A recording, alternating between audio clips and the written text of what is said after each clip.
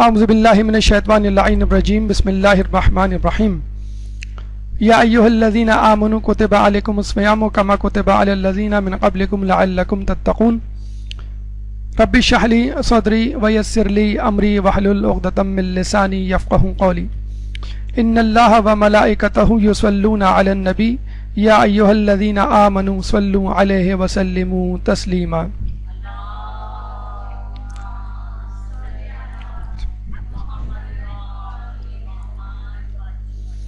رمضان کی بابرکت ساعتیں ہمارے ساتھ ساتھ ہیں اور امید ہے کہ آپ تمام افراد رمضان کی برکتوں سے مستفید ہو رہے ہوں گے۔ رمضان جو کہ ماہ رمضان جو کہ اللہ تعالیٰ کا ایک خاص مہینہ ہے جو خود اس سے مخصوص ہے، جس میں بے بہا خزانے ہیں، بے شمار نعمتیں ہیں، لیکن ان نعمتوں سے، ان خزانوں سے وہی شخص فائدہ اٹھا سکتا ہے جو اس کی حقیقت سے آشنا ہو اور پوری طرح مستعد اور چاق و چوبند ہو، تیار ہو اللہ تعالیٰ کی نعمتوں سے بہرہ ہونے کے لیے۔ ہم نے سے پہلے آپ کو بتلایا کہ اسلام میں کوئی حکم ایسا نہیں، کوئی عبادت ایسی نہیں کہ جس کے ہشت پہلو نہ ہو، یعنی جس کے فوائد بے شمار نہ ہو، اور کوئی ایسی عبادت نہیں کہ جس میں نہ صرف انسان کا آخروی فائدہ بلکہ دنیاوی فائدہ بھی نہ ہو۔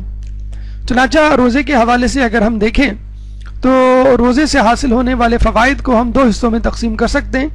سب سے پہلے تو انفرادی اور اجتماعی فوائد میں، خود اس کے بعد انفرادی فوائد کو ہم کئی حصوں میں تقسیم کر سکتے ہیں، مثلا مادی فوائد اور روحانی فوائد۔ روحانی فوائد کے بارے میں گفتگو ہو چکی، اب آئیے ہم مادی فوائد کی طرف چلتے ہیں۔ مادی فوائد کو بھی آپ کئی فوائد میں تقسیم کر سکتے ہیں، مثلا ذہنی فوائد، جسمانی فوائد، طبی فوائد۔ ذہنی فوائد سے مراد یہ ہے کہ روزہ ہمیں کس طرح کی خود اعتمادی اور کس طرح کی تبدیلی ہماری شخصیت میں پیدا کرتا ہے، اور وہ تبدیلی کس طرح کیوں کر ہماری عملی زندگی میں کامیابی کا ایک پیغام لے کر آتی ہے، ایک خوشخبری لے کر آتی ہے۔ تو انشاءاللہ آج ان نکات پر، ان ثمرات پہ، ان فوائد پر گفتگو ہوگی کہ جو ہمیں روزے سے اس طرح حاصل ہوتے ہیں کہ وہ ہماری زندگی کو ایک کامیاب زندگی میں ڈھال دیتے ہیں۔ اس کے بعد انشاءاللہ زندگی رہی اور وقت ملا، توفیق خداوندی شامل ہوئی، تو روزے کے طبی فوائد اور روزے کے اجتماعی فوائد کے بارے میں بھی گفتگو کی جائے گی۔ روزے کی دنیاوی فوائد بتلانا یوں ضروری ہے کہ آج کل پوری دنیا میں خود سازی یا سیلف ڈیولپمنٹ کے حوالے سے بہت زیادہ کام ہو رہا ہے، تحقیق ہو رہی ہے، اور جس طرح سائنسدان پہاڑوں کے سینے چیر رہے ہیں، سمندروں کی تہہ میں جا کر موتی اور خزانے تلاش کر رہے ہیں، ستاروں پہ کمند ڈال رہے ہیں، اور کائنات میں چھپی اللہ تعالیٰ کی نعمتوں سے استفادہ کر رہے ہیں، وہاں ایک گروہ اس بات میں بھی مشغول ہے کہ خود انسان میں کئی خزانے چھپے ہوئے ہیں، بقول مولا کے کہ دنیا کائنات اصغر ہے اور انسان کائنات اکبر۔ تو کچھ گروہ اس بات پر تحقیق میں مصروف ہے کہ خود انسان کا ذہن، انسان کا جسم، انسان کی روح اور خود بحیثیت انسان بے پناہ صلاحیتوں کا مالک ہے، چنانچہ اس کو منکشف کیا جائے، دریافت کیا جائے اور ری ڈسکور کیا جائے، یوں کہہ لیجئے، اور اس کو بروئے کار لا کر ان صلاحیتوں کو استعمال کر کے انسان اپنی زندگی کو اور اس پوری خطہ زمین کو، جسے کہتے ہیں کہ جنت میں تبدیل کر دیں۔ جب بے جان چیزوں میں اللہ تعالیٰ اتنی نعمتیں چھپا سکتا ہے، تو وہ مخلوق اور جاندار چیز اور اشرف المخلوقات میں سے ایک شے یعنی انسان، اشرف المخلوقات یعنی خود انسان، اس کے اندر اللہ تعالیٰ نے کیوں نہیں ایسی نعمتیں اور خزانے چھپائے رکھے ہوں گے۔ دیکھیں، رسول اللہ اور ائمہ اطہار کا یہ وتیرہ تھا، یہ طریقہ تھا کہ ہر انسان کو اس کی حیثیت، اس کے مزاج، اس کی طبیعت اور اس کی ضرورت کے مطابق نصیحت کرتے۔ اگر کوئی آخرت مانگتا تو اس کو آخرت دیتے، اگر کوئی دنیا مانگتا تو اس کو دنیا دیتے، اور اگر کوئی آخرت اور دنیا دونوں مانگتا تو رسول اس کو دونوں چیزیں عطا کر دیتے۔ لوگوں کا ایک گروہ رسول اللہ کے پاس آیا اور کہنے لگا کہ ہم چاہتے ہیں کہ آپ ہمیں فقط کوئی دنیاوی نصیحت کریں جس کا آخرت سے کوئی تعلق نہ ہو۔ کتنی عجیب نصیحت اور کتنی عجیب ڈیمانڈ. تو رسول اللہ نے کہا کہ کبھی کسی سے کوئی چیز نہیں مانگنا. اور اس کے بعد کہا جاتا ہے کہ وہ گروہ اس نصیحت پہ اس طرح کاربند ہوا کہ اگر چلتے چلتے گھوڑے پر سے گھوڑے کا چابک کسی کا گر جاتا تو وہ کسی سے نہیں مانگتا. کھانے کے دوران کسی کو پیاس لگتی اور پانی کی طلب ہوتی تو وہ کسی سے پانی کا گلاس نہیں مانگتا. اور یہی عادت اگر ہم خود بنا لیں اپنی زندگی میں تو یقیناً ہماری زندگی کامیاب گزرے گی. اگر ایک ملک بحیثیت قوم یہ حدیث اپنے ذہن میں رکھ کر اس دنیا میں زندگی گزارے اور دنیا والوں سے کچھ نہ مانگے اور اپنے تئیں یعنی خود کفالت پہ کاربند ہو جائے تو دنیا میں بہت سارے ممالک ایسے ہیں کہ جو آپ کو نظر آئے گا کہ جو بغیر کسی امپورٹ کے یا جسے کہتے ہیں کہ زیادہ تر اپنی صلاحیتوں اور اپنی معدنیات اور اپنی استطاعت پر بھروسہ کر کے کہاں سے کہاں پہنچ گئے. ایران ان میں ایک ملک ہے کہ جس پہ اتنی زیادہ پابندیاں لگائی جا چکی ہیں لیکن اس کے باوجود کبھی کسی سے کوئی چیز نہیں مانگنا کے مصداق اس حدیث پہ عمل کرتے ہوئے وہ اپنے پیروں پر کھڑا ہو گیا ہے اور خوب کھڑا ہوا ہے. روزہ اگر دیکھا جائے اس درس کا عنوان کامیاب زندگی کا طریقہ بھی ہو سکتا تھا. ڈیل کارنے اور اس کے بعد بہت سارے لوگوں نے اس کے پیروکاروں نے زندگی کو کامیاب گزارنے کے کئی طریقے دریافت کیے اور لوگوں کو بتلائے. کسی نے کہا 7 ways of success, کسی نے کہا 10 habits of successful life وغیرہ وغیرہ. اور کتابیں اس سے بھری ہوئی ہیں کہ جس میں انسان کو بتلایا گیا ہے کہ وہ اپنی بری عادتوں پر کیسے قابو پائے, جس میں بتلایا گیا کہ انسان اچھی خوبیوں کو کس طرح پیدا کرے, انسان اپنے اندر خود اعتمادی کیسے پیدا کرے. اور ایک بڑا انسان, ایک کامیاب انسان, وہ انسان جو اپنے خوابوں کو عملی جامہ پہنانا چاہتا ہے, جو اپنی خواہشات اور تمناؤں کو پورا کرنا چاہتا ہے, وہ انسان کیسے بن سکتا ہے کہ جس کی خواہشیں نہیں ہوتی بلکہ حقیقت بن جاتی ہیں. تو دیکھا جائے روزہ نہ صرف خدا کی رضا حاصل کرنے کے لیے ایک طریقہ ہے بلکہ خود کامیاب زندگی گزارنے کا ایک طریقہ ہے. لیکن جس طرح کامیابی کا راستہ جو بظاہر بڑا سیدھا نظر آتا ہے لیکن حقیقت میں بڑا پیچیدہ ہوتا ہے, اسی طرح روزہ جو بظاہر بڑا سیدھا نظر آتا ہے کہ صبح سے لے کے شام تک کچھ نہ کھانے پینے کا نام روزہ, ایسا نہیں ہے. اس میں بڑی پیچیدگیاں ہیں. اس میں آپ کو بھوک پیاس سے گزرنا ہوگا, اس میں آپ کو گھر سے باہر بھی نکلنا ہوگا, دھوپ کی تمازت بھی برداشت کرنی ہوگی, ہو سکتا ہے لوگوں سے لڑائی جھگڑا کرتے ہوئے اپنے آپ کو صبر و تحمل میں جکڑنا ہوگا اور اپنے غصے کو قابو میں کرنا ہوگا, اپنی نیند کو خراب کرنا ہوگا اور بہت ساری باتیں جو آپ کی روٹین اور مزاج اور طبیعت کے خلاف وہ برداشت کرنی ہوگی. تو جس طرح کامیابی کا راستہ ایک سیدھا سادہ راستہ نہیں ہے, پیچیدہ راستہ ہے, آزمائش اور مشکلات سے بھرا ہوا راستہ ہے, اسی طرح روزہ بھی مشکلات سے بھرپور ایک راستہ ہے. لیکن تھوڑی سی ہمت اور جسے کہتے ہیں کہ خود اعتمادی اگر اپنے اندر پیدا کر لی جائے اور اس کی مشقت اور تمرین کر لی جائے اور تھوڑی سی توجہ دے لی جائے ان آیات اور روایات کی طرف کہ جس میں روزے کو کما حق کس طرح گزارنے کا طریقہ بتایا گیا ہے, تو انشاءاللہ روزے کے تمام تر فوائد سے ہم مستفید ہو سکتے ہیں. آئیے ہم آج کی گفتگو کے مراحل پہ ایک نظر ڈالتے ہیں. روزے سے حاصل ہونے والے دنیاوی فوائد, یعنی وہ فوائد جو آپ کی زندگی کو کامیاب بنا سکتے ہیں, آپ کے سامنے 10 کی تعداد میں, ہو سکتا ہے اس سے زیادہ ہو. سب سے پہلا فائدہ جو روزے سے حاصل ہوتا ہے صبر, جو خود ہماری عملی زندگی میں کامیابی کا پہلا قدم. روزے سے حاصل ہونے والا ایک پیغام جلد بازی سے پرہیز. تیسرا پیغام استقامت, جب صبر طویل ہو جائے تو استقامت میں تبدیل ہو جاتا ہے. چوتھا پیغام حلم, یعنی غصے سے دوری. دنیاوی فائدہ روزے کا پانچواں توجہ, اپنے امور پر یکسوئی کے ساتھ مرکوز ہو جانا. روزے کا چھٹا دنیاوی فائدہ فضولیات سے پرہیز, ایک ٹو دا پوائنٹ زندگی گزارنے کا عزم. روزے کا ساتواں دنیاوی فائدہ ٹائم مینجمنٹ, وقت کی قدردانی اور وقت کے ضیاع سے پرہیز. روزے کا آٹھواں دنیاوی فائدہ ترک عادات, بہترین وقت ہے اپنے آپ کو بری عادتوں سے کنارہ کش کرنے کا. روزے کا نواں فائدہ ذاتی انا پہ ضرب کیسے لگائی جائے اور حالات کے مطابق اپنے آپ کو کیسے ڈھالا جائے، روزے کا درس۔ 10واں فائدہ ایمرجنسی کے لیے اپنے آپ کو تیار رکھنا، یہ روزے کا ایک اہم سبق ہے۔ آئیے ایک ایک کر کے ہم تمام مراحل کی طرف رجوع کرتے ہیں۔ سب سے پہلا مرحلہ روزے کا پہلا دنیاوی فائدہ جو کہ آخروی فائدہ بھی ہے۔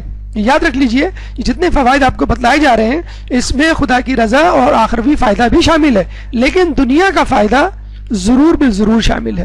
ایک درود پڑھ دیں محمد والے محمد میں۔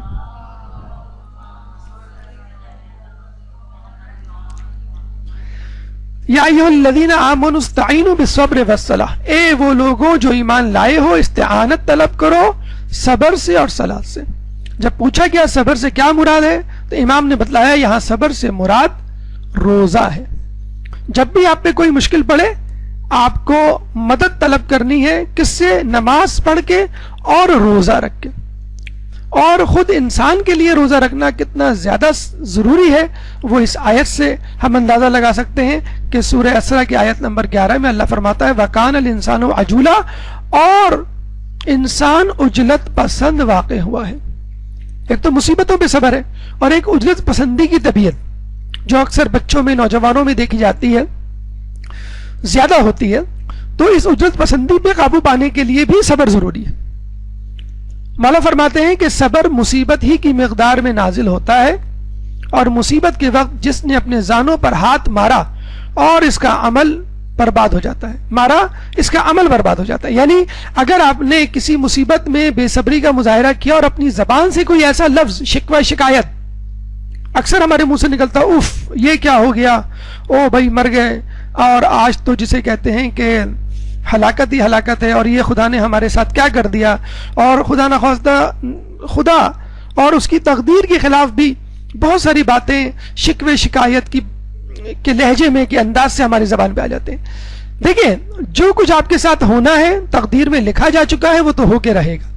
اگر آپ نے اس پہ پریشانی کا، اضطراب کا، شکوے شکایت کا مظاہرہ کیا تو مصیبت دوہری ہو جائے گی اور صبر کا ثواب بھی زائل ہو جائے گا، اور ہونا تو وہی جو خدا چاہتا ہے۔ اگر آپ نے صبر اور استقامت کا مظاہرہ کیا تو اللہ کی مدد، واستعینوا بالصبر والصلاۃ، اور جہاں یہ کہتا اللہ تعالیٰ وہاں یہ بھی کہتا ہے کہ ان اللہ مع الصابرین، اللہ کی مدد آپ کے ساتھ شامل ہو جائے گی اور اس کا ثواب بھی ملے گا۔ اور ہمیشہ یاد رکھ لیے لا یکلف اللہ نفسا الا وسعها، اللہ تعالیٰ کبھی کسی کی استطاعت سے زیادہ اس پہ بوجھ نہیں ڈالتا۔ اگر آپ کو اجلت پسندی کا مظاہرہ کرنا ہے تو دعائے عہد کے آخری جملے پڑھتے ہوئے اس کے اختتام پہ العجل العجل العجل کہتے ہوئے اپنے زانوں پہ 3 مرتبہ ہاتھ مار سکتے ہیں، جو کہ مستحب ہے۔ اگر اجلت پسندی کا مظاہرہ کرنا ہے تو یہ اجلت پسندی اللہ کو محبوب ہے کہ آپ آنے والے امام، آنے والے رہبر رہنما کے لیے اجلت پسندی کا مظاہرہ کریں۔ صبر شجاعت ہے، مولا علی کا قول ہے۔ اچھا یہ ایک عجیب بات ہے اور یہ بڑی اچھی دلچسپ بحث بھی ہے، سوال بھی ہے کہ دیکھیں امام کے ظہور کے لیے سب دعائیں مانگتے ہیں اور سب کا یہ دعویٰ ہے کہ امام آئیں گے تو ہم ان کا ساتھ دیں گے۔ اب سوال یہ پیدا ہوتا ہے کہ ہمیں کیسے پتہ چلے گا کہ کون کتنا بہادر ہے اور امام کے ظہور پر وہ ان کا ساتھ دے گا، میدان چھوڑ کر نہیں بھاگے گا؟ تو علماء نے، بلکہ خود امام نے یہاں فیصلہ سنا دیا کہ اگر تمہیں یہ معلوم کرنا ہے کہ کون سا شخص بہادر ہے اور میدان چھوڑ کر بھاگنے والا نہیں، تو یہ دیکھو کہ وہ کتنا صابر ہے۔ عموماً شجاعت کو صبر کی ضد سمجھا گیا ہے۔ شجاعت یعنی بہادری، یعنی لڑنا، ڈٹے رہنا۔ لوگ کہتے ہیں لڑائی بڑائی انہی لوگوں کا کام ہے جو صبر نہیں کر سکتے۔ نہیں، وقت پر کفر کے خلاف اسلام کی سربلندی کے لیے لڑنا عین شجاعت ہے، اور اپنے مطلب مفاد پرستی، دنیا طلبی کے لیے لڑنا یہ فتنہ و فساد ہے۔ مولا علی نے اگر جنگوں میں، غزووں میں اپنی بہادری کا مظاہرہ کیا تو اس کے بعد 25 سال صبر بھی کیا خلافت پر، اپنے اعزازات، اپنے حقوق کے چھن جانے پر کوئی لب کشائی نہیں کی۔ تو اب مولا نے یہ بتلا دیا کہ میری جو لڑائیاں تھیں، میری جو جنگیں تھیں، میری جو شجاعت تھی وہ ذاتی مفاد کے لیے نہیں تھی، اسلام کے لیے تھی۔ پہلے تلوار کو میان سے نکالنا ضروری تھا، اس میں اسلام کی بقا تھی۔ اب تلوار کو میان میں رکھنا اور زبان بندی کر لینا، اس میں مصلحت اور اسلام کی سربلندی ہے۔ یہ تو ایک دینوی حوالے سے صبر کی فضیلت ہو گئی. آئیے دیکھیں جو آج کل کا دور ہے, آج کل کا جو سب سے بڑا انسائکلوپیڈیا ہے ویکیپیڈیا, اس پہ صبر کی یا پیشنس کی کیا تعریف ہے. Patience is studies as decision making problem. صبر ایک مسئلے کو حل کرنے کا نام ہے. Involving the choice of either a small reward in short term or a more valuable reward in the long term. یعنی جب صبر کو ایک فیصلہ کن مرحلے کے طور پہ دیکھا گیا, تحقیق کی گئی, تو یہ حقیقت میں ایک چوائس ہے آپ کے لیے کہ یا تو آپ کسی مختصر چھوٹے فنا ہو جانے والے فائدے کی طرف چھلانگ لگا دیجئے, یا صبر و استقامت سے اپنی جگہ کھڑے رہیے اور انتظار کیجئے کہ کب آپ کو ایک بڑا فائدہ ملتا ہے. دنیا میں جو لوگ صبر کر رہے ہیں, آخرت کی بات نہیں, جو دنیا میں لوگ صبر کر رہے ہیں وہ بھی دیکھا جائے اس لیے صبر نہیں کر رہے کہ ان کو نقصان چاہیے یا ان کو فائدہ نہیں چاہیے, نہیں, وہ صبر کر رہے ہیں کہ کب مجھے مناسب وقت ملتا ہے اور کب میں زیادہ فائدہ اٹھا سکتا ہوں. تو اسلام بھی یہی کہتا ہے کہ تم دنیاوی چھوٹے چھوٹے فائدوں کی بجائے ایک بڑا فائدہ جنت کی صورت میں, خدا کی رضا کی صورت میں اپنے سامنے رکھو, اور یہ چھوٹے چھوٹے فائدے اگر نہ بھی ملیں تو کوئی بات نہیں, لیکن آفٹر افیکٹس, سائیڈ افیکٹ کے طور پہ تمہیں یہ بھی مل جائیں گے. دیکھیے ایک اسٹڈی کی گئی بندر پہ جس کا نام تھا مارموسیٹ, بڑا نایاب بندر ہے, اور اس کے ساتھ ایک اور بندر, اس کی ساتھی, اس کا اسی کی نسل کا یا اسی کے خاندان سے تحقیق کی گئی جس کا نام تھا ٹیمارن, اور دونوں کو مختلف قسم کے ٹاسک دے دیے گئے, ایکٹیویٹیز دے دی گئی. تو مارموسیٹ نامی جو بندر تھا اس کے بارے میں دیکھا گیا کہ وہ لانگ ٹرم ایکٹیویٹی میں دلچسپی رکھتا ہے اور پیشنس کو پسند کرتا ہے, جبکہ ٹیمارن نامی منکی بندر وہ شارٹ ٹرم ایکٹیویٹیز کو پسند کرتا ہے اور بے صبرا ہے. اور جب ان کی عادات و اعتبار کا جائزہ لیا گیا, سلیپنگ اور فیڈنگ ہیبٹس پہ تحقیق کی گئی, تو پتہ چلا کہ جو مارموسیٹ نامی بندر تھا وہ درخت کی چھال کو چھیل کر اس میں سے نکلنے والے گم کو کھایا کرتا تھا, اور جو ٹیمارن نامی منکی تھا, بندر تھا, وہ حشرات الارض کھایا کرتا تھا. اب آپ کو معلوم ہے درخت کی چھال کو جب آپ چھیلیں گے اور اس میں سے دودھ یا گم نکالیں گے تو اس میں کچھ ٹائم لگے گا, جبکہ انسیکٹس, حشرات الارض, وہ آپ کو زمین پر چلتے پھرتے نظر آتے ہیں, اور فوراً آپ ہاتھ مارتے ہیں, چونچ مارتے ہیں, اس کو اچک لیتے ہیں, جیسے مرغی کو آپ نے دانا چگتے ہوئے یا انسیکٹس کھاتے ہوئے دیکھا ہوگا.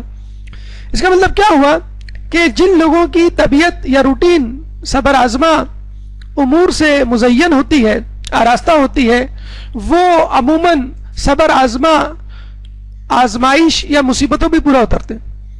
اب جب اللہ تعالیٰ نے انسان کے بارے میں بتلا دیا وَكَانَ الْإِنسَانُ عَجُولًا, کہ بے شک انسان جو ہے عجلت پسند واقع ہوا ہے, تو بس انسان کے لیے اب بدرجہ اولا ضروری ہو گیا ہے صبر کی طرف رغبت کرنا. انسان ایک عجلت پسند شخصیت مخلوق ہے. اب اس کو اللہ تعالیٰ کس طرح عجلت پسندی سے چھڑوا کر صبر کی عادت ڈلوائے, اور وہ ہے روزہ. بہترین طریقہ ہے صبر کی عادت ڈلوانے کا. مثلا بے صبری کی مثال ہم دیکھتے ہیں, آپ اپنے بچے کو کہیں کہ بیٹا آپ پڑھ لکھ لو, بہت بڑے اچھے آفیسر, پڑھے لکھے انسان بن جاؤ گے, آپ کی زندگی بڑی اچھی گزرے گی, اچھی جاب ملے گی, اچھا گھر ہوگا, وغیرہ وغیرہ. اس بچے کو یہ باتیں نہیں سمجھ میں آئیں گی. 5-10 سال کے بچے کو اگر آپ یہ کہہ دیں کہ بیٹا تم اپنا ہوم ورک کر لو, ہم آپ کو چاکلیٹ دیں گے, بچہ فوراً بات سمجھ جاتا ہے. بیٹا آپ جو ہے وہ امتحان میں پاس ہو جاؤ, ہم آپ کو سائیکل دلا دیں گے, بچہ فوراً وہ بات سمجھ لیتا ہے. بچہ وہ بڑا ہوتا ہے, 9-10 میں آتا ہے, آپ اس کو کہتے ہیں کہ بیٹا تم اچھے A گریڈ سے پاس ہو گئے, تم کو موبائل دلوا دیں گے, سمجھ جاتا ہے. اسی طرح اگر بچہ زیادہ بڑا ہو جائے تو اس کو کہتے ہیں ٹھیک ہے ہم آپ کو گاڑی دلوا دیں گے, وغیرہ وغیرہ. تو آپ نے دیکھا کہ بچے کو بجائے اس کی کہ یہ بتلایا جائے کہ تم پڑھ لکھ کے بڑے ہو کر کوئی officer, doctor, engineer, teacher, MBA, business man بنو گے, وہ سمجھ میں نہیں آئے گا. اس کو چھوٹے چھوٹے ٹاسک, چھوٹے چھوٹے ریوارڈز دے دی جاتے ہیں جو اس کی نظروں کے سامنے ہیں. اور اس کو بڑا ہو کے کیا کرنا ہے؟ ابو کی طرح مصروف تو نہیں رہنا ہے، وہ تو چاہتا ہے کھیلے کودے، کھائے پیے، آرام کرے، دوستوں میں گپ شپ کرے۔ تو بس اللہ تعالیٰ بھی انسان کی طبیعت کو سمجھتا ہے کہ انسان چھوٹے چھوٹے ٹاسک، چھوٹے چھوٹے فائدوں میں مشغول رہنا چاہتا ہے۔ اگر وہی بچہ ذرا بڑا ہو جائے، یعنی بڑوں کو اگر ہم لے لیں، تو وہ کیوں نہیں آگے بڑھ پاتے؟ وہ کیوں نہیں کوئی امتحان پاس کر پاتے؟ وہ کیوں نہیں کوئی کامیابی حاصل کر پاتے؟ کیوں کہ اب ان کے نزدیک چاکلیٹ اور سائیکل وغیرہ نہیں، بلکہ ان کے لیے نزدیک اب ایک آرام طلبی ایک بہت بڑی بات ہے۔ آپ بڑے بچے کو کہیں کہ بیٹا کیوں ٹائم ویسٹ کر رہے ہو، کیوں کرکٹ میں لگ گئے ہو، کیوں دوستوں میں اپنے گپ شپ میں ٹائم ضائع کرو، پڑھو لکھو، تو اس کو یہ بات سمجھ میں نہیں آتی۔ وہ کہتا نہیں میری یہ زندگی اچھی ہے اور میں پڑھ لکھ کے کیا کروں گا۔ تو بہترین صبر پسندیدہ شے پر صبر کرنا ہے۔ یعنی ٹی وی پہ اچھا پروگرام آ رہا ہے، آپ نے کہا نہیں مجھے پڑھنا ہے، میرا ٹیسٹ ہے، میرا ایگزام ہے۔ نیند آ رہی ہے، آپ نے کہا نہیں مجھے صبح اٹھنا ہے، مجھے فجر کی نماز پڑھنی ہے۔ تو اور یہ بھی کہا گیا ہے کہ بہترین نیکی وہ ہے جس کے لیے تمہیں اپنے نفس کو مجبور کرنا پڑے۔ تو بہترین صبر کیا ہے؟ جو چیز آپ کو پسند ہے وہ نہ کریں۔ ایک شخص سمندر کے کنارے بیٹھا ہوا آرام کر رہا تھا، اسی سمندر کے کنارے ایک جہاز پانی کا آ کے رکا، اور اس جہاز میں سے اس جہاز کا مالک نیچے آیا، اور اس شخص نے آرام کرنے والے شخص کو حقارت سے ٹانگ مار کر، لات مار کے کہا کہ اے نکمے تم یہاں کیا کر رہے ہو؟ اس نے کہا میں آرام کر رہا ہوں۔ تو جہاز کے مالک نے کہا کہ بھائی اٹھو، چلو پھرو، کچھ کام کرو۔ تو آرام جو کر رہا تھا شخص، اس نے پوچھا پھر کیا ہوگا اگر میں کچھ کام وام کر لوں گا؟ اس نے کہا تم کچھ کماؤ، اپنے پیروں پہ کھڑے ہو۔ اس نے کہا ٹھیک ہے، پھر میں نے اگر کما لیا تو پھر کیا ہوگا؟ کہنے لگے ایک بڑا سا گھر خریدو۔ کہنے لگے پھر شادی کرو۔ کہنے لگے پھر تمہارے بچے ہوں گے، ان کی تعلیم و تربیت پہ توجہ دو، ان کو اپنے پیروں پہ کھڑا کرواؤ۔ کہنے لگے جب وہ بڑے ہو جائیں تو پھر یہاں آ کے آرام کرنا۔ تو اس نے کہا میں اس وقت کیا کر رہا ہوں؟ ارے بھائی میں ابھی بھی تو آرام ہی کر رہا ہوں۔ اگر ماں باپ بولتے ہیں بچے کو کہ بیٹا بڑے لکھ کے پڑھ لو لکھ لو، بڑے ہو کے بڑے اچھے انسان بنو گے، بڑے آرام سکون ہوگا، آرام کرو گے، امی میں آرام ہی تو کر رہا ہوں بستر پہ ابھی۔ تو اللہ یہ نہیں چاہتا ایسا آرام کہ جس میں کچھ کیے بغیر انسان آگے گزر جائے۔ یعنی ہم نے بہت لوگوں کو یہ جملہ کہتے ہوئے سنا ہے کہ وہ اکثر جو ایج ہوتی ہے تقریباً یوں سمجھ لیجیے ٹین ایجر جو ہوتے ہیں، زیادہ تر اس کرب سے گزرتے ہیں کہ ہمیں کچھ کرنا ہے، ہمیں کچھ کرنا ہے، ہمیں جو ہے بڑا آدمی بننا ہے، ہمیں کچھ ایسا کرنا ہے کہ دنیا حیران رہ جائے، اور ہم ایسا انقلاب لے کر آ جائیں گے اپنی زندگی میں، اور دنیا والوں کو بتلا دیں گے، جتلا دیں گے کہ ہم کیا ہیں۔ اس پہ تفصیلی بحث غالباً ہو چکی ہے ابراہیم میسلوز کے حوالے سے، کہ انسان جو ہے پہلے اپنی بنیادی ضروریات پہ توجہ دیتا ہے، پھر آخر میں اپنی دنیا کو منکشف و دریافت کرتا ہے، اور اپنی صلاحیتوں کو بروئے کار لا کے اپنی صلاحیتوں کو لوہا منواتا ہے۔ تو یہ نفس کے حوالے سے جو ہمارے دروس ہیں اس میں تفصیلی بحث ہے کہ انسان کن اسٹیجز سے گزرتا ہے، اور اللہ بھی یہی چاہتا ہے کہ وہ بنیادی ضرورتیں تو پوری کرے لیکن ہدف کوئی اعلیٰ بنائے۔ تو آغا سستانی ابھی جب حج پہ گئے تھے تو جب ان سے پوچھا گیا کہ آپ کا کوئی پیغام پاکستان کے شیعوں کے لیے، انہوں نے بڑا اچھا ایک جملہ کہا۔ انہوں نے یہ کہا میری نصیحت یہ ہے کہ جو جس فیلڈ میں ہے اس فیلڈ میں سب سے آگے جائے تاکہ وہ لوگوں کا رہبر اور رہنما بن سکے۔ اگر آپ ڈاکٹر ہیں تو آپ اپنے علاقے کے بہترین ڈاکٹروں میں آپ کا شمار ہونا چاہیے۔ اگر آپ انجینئر ہیں تو بہترین انجینئر بنے، استاد ہیں تو بہترین استاد بنے۔ تو جس فیلڈ میں بھی ہیں آپ اس فیلڈ میں سب سے آگے جائیے تاکہ لوگوں کے صحیح رہنما کہلانے کے حقدار ہوں۔ اور جب انسان کسی مقام پہ پہنچ جاتا ہے تو پھر اپنی امی اور ابو کی ڈانٹیں یاد کر کے مسکراتا ہے، اور بڑے فخر سے بتا رہا ہوتا ہے اپنے بچوں کو کہ میں تو تمہیں کچھ بھی نہیں ڈانٹتی، ہماری امی تو مار مار کے بھرکس نکال دیا کرتی تھی، میں تو تمہیں کچھ بھی نہیں مارتا، میرے ابو نے تو ایک دفعہ ہاتھ پکڑ کے مجھے گھر سے باہر نکال دیا تھا، وغیرہ وغیرہ۔ اور فخر کرتا ہے کہ اچھا ہوا میری امی نے مجھے اتنا مارا ہے، میرے ابو نے مجھے اتنی سزا دی، ان کی ڈانٹ اور سزا کی وجہ سے میں کس مقام پر ہوں۔ مولا فرماتے ہیں صبر کو اپنا شعار بنا لو کیونکہ یہ کامیابی کا بہترین ذریعہ ہے۔ صبر کے بغیر دیکھیں کامیابی نہیں مل سکتی۔ آپ امتحانوں میں جو پڑھائی کرتے ہیں وہ کس طرح ممکن ہے؟ ٹی وی پہ صبر کر کے، دوستوں سے الگ ہو کر، ان کی جدائی پر صبر کر کے، اچھے کھانوں پہ صبر کر کے، اچھے کپڑوں، شاپنگ اور دیگر جتنی بھی فضولیات، لغویات اور ٹائم ویسٹ کرنے والی چیزیں ہیں ان پہ صبر کر کے، ان سے اپنے آپ کو کنارہ کش کر کے اپنی توجہ اپنے اہم ترین کام یعنی متعلق کی طرف متوجہ کر کے. آئیے اب ہماری گفتگو کا دوسرا مرحلہ، اور وہ ہے جلد بازی. یعنی روزہ آپ کو جلد بازی سے پرہیز سکھاتا ہے. ایک درود پڑھ دیں محمد والے محمد.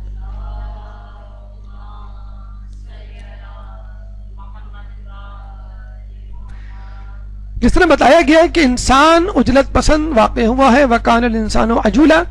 دیکھیں ایک تو ہوتا ہے وہ صبر جو کسی تکلیف اور مصیبت پر کیا جاتا ہے، ایک ہوتا ہے وہ صبر جو گناہوں پر کیا جاتا ہے یعنی گناہ نہ کرے، اور ایک وہ صبر ہوتا ہے جو انسان نیکی پہ کرتا ہے یعنی مسلسل روزے رکھنا، مسلسل نمازیں پڑھنا.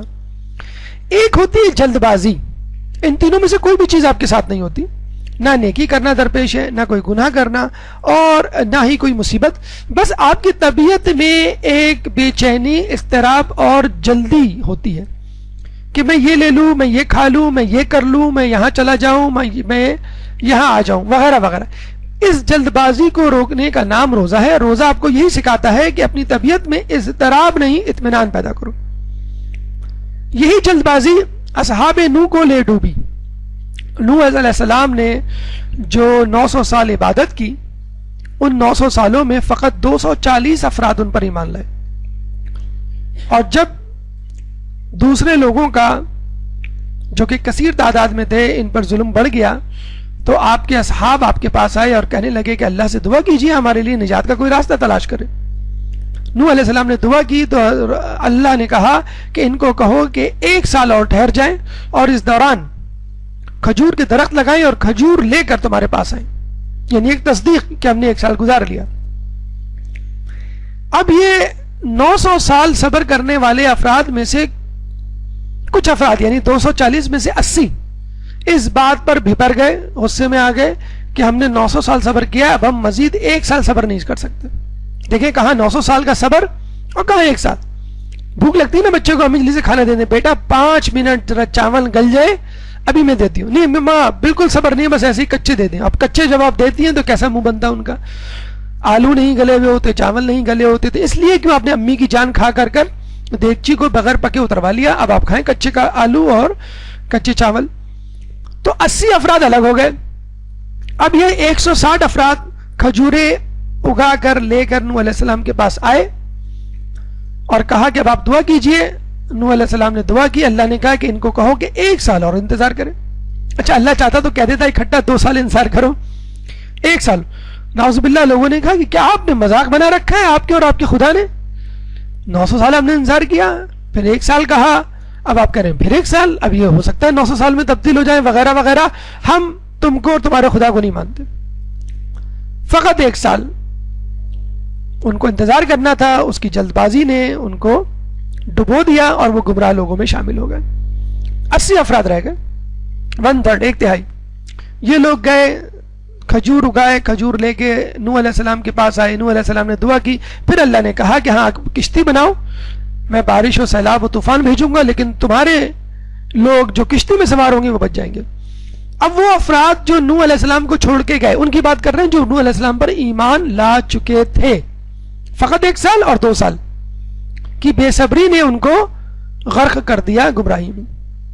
دنیا سے بھی گئے، 1 سال کا انجوائمنٹ، 1 سال کی فرصت، 1 سال کی تفریح، 1 سال کی عیاشی، 1 سال کی جسے کہتے ہیں کہ عیش پسندی ان کو ملی 1 یا 2 سال کی. اس کے بعد دنیا میں بھی اختتام ہو گیا ان کا، موت آ گئی، خدا کے عذاب نے لے لیا اور آخرت میں تو عذاب میں لے گئی. اسی قسم کی جلد بازی ہمیں اصحاب موسیٰ کے پاس ملتی ہے کہ موسیٰ علیہ السلام نے کہا کہ میں 30 دن اللہ نے مجھے بلایا ہے اور اس کا ذکر قرآن میں بھی ہے کہ میں 30 دن کے لیے کوہ طور پہ جا رہا ہوں، اس کے بعد تمہارے لوگوں کے لیے کتاب لے کر آؤں گا، یعنی خوشخبری نوید لے کر آؤں گا. 30 دن گزر گئے. اللہ نے کہا اب 10 دن اور انتظار کرو. اچھا ان 30 دنوں میں موسیٰ علیہ السلام نے روزہ رکھا ہوا تھا، یعنی کچھ نہیں کھایا کچھ نہیں پیا 30 دن. اگر آپ کو کہا جائے کہ 7:40 پہ روزہ کھلے گا اور 7:40 پہ آپ کو کہا جائے بیٹا 10 منٹ اور انتظار کر لو، نماز پڑھ لیتے، نماز کے بعد سب بچے سب لوگ مل کے کھائیں گے، وہ 10 منٹ آپ کو نہیں صبر ہوتے. چاہے جائے کہ آپ کو کہا جائے کہ 10 دن صبر کر لو، لیکن موسیٰ علیہ السلام نے کیا صبر.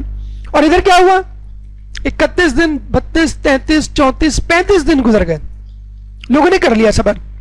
سامری جو کہ موسیٰ علیہ السلام کے خاندان سے تھا، یعنی یعقوب علیہ السلام کی نسل سے تھا، وہ حسد میں مبتلا تھا کہ مجھے پیغمبری کیوں نہ ملی، اور اگر نہیں ملی تو کم از کم موسیٰ کی جانشینی ملنی چاہیے تھی. موسیٰ نے جاتے ہوئے ہارون کو، اپنے بھائی کو خلافت سونپ دی. دیکھیں خلافت کا جھگڑا بہت پرانا ہے، یاد رکھ لیجئے. چنانچہ اس نے کیا کہا؟ لوگوں کو بلایا، اپنے گرد جمع کیا اور کہا کہ موسیٰ علیہ السلام ڈر کے بھاگ گئے، یہ نبی نہیں ہے، یہ تم کو بیوقوف بنا گئے، یہ کوئی خدا سے نہیں ملنے گئے، ان کا کوئی خدا سے رابطہ نہیں ہے. میں بتاتا ہوں تم کو کہ خدا سے رابطہ کس کا ہے. تم وہ سارا سونا جمع کرو جو تم اپنے ساتھ لے کر آئے تھے فرعون کے چنگل سے بچ کر بھاگتے ہوئے. سب نے سونا جمع کیا، اس کو پگھلایا گیا، بچڑا بنایا گیا.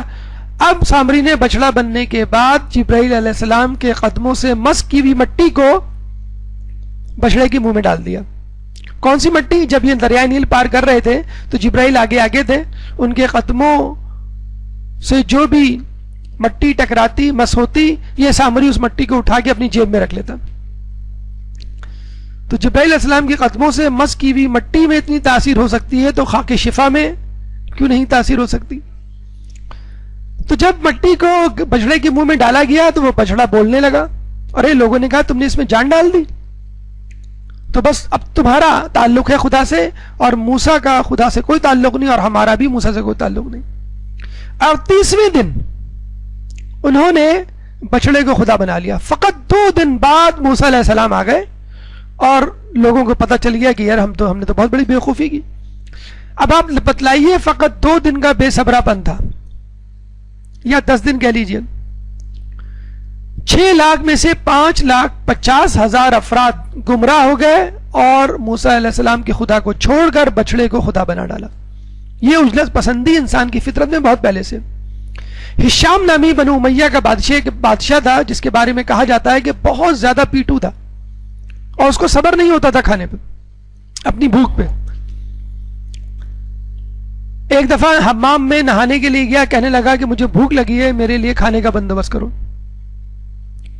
لوگوں نے کہا آپ پہلے نہا لیں، نہانے کے بعد کھا لیے گا. کہیں گے نہیں مجھے ابھی چاہیے. اچھا ہمارے گھر میں بھی اس قسم کے ڈرامے ہوتے ہیں، بیٹا پہلے ہاتھ منہ دھو لو، پہلے نہا لو، پہلے کپڑے چینج کر لو، یونیفارم تبدیل کر لو.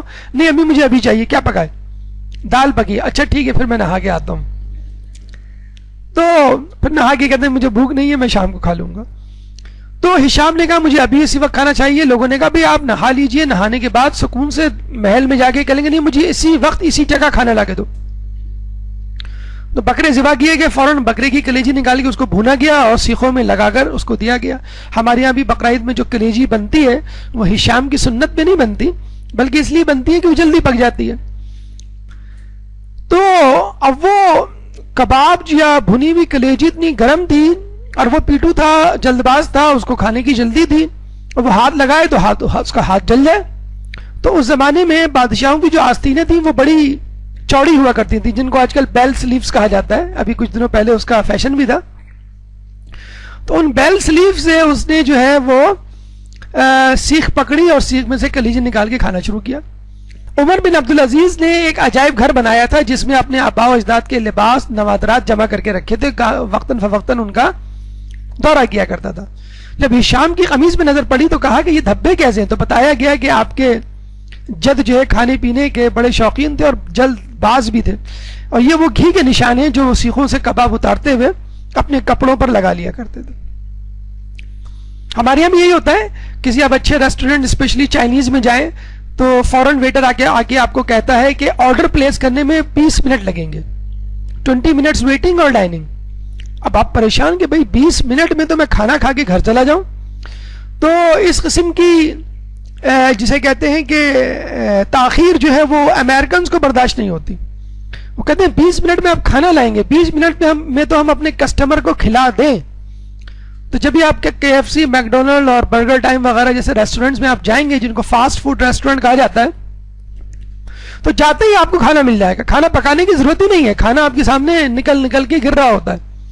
فرینچ فرائز اور پروسٹ اور برگر، بہرحال یہ وقت تو نہیں ہے ان باتوں کا.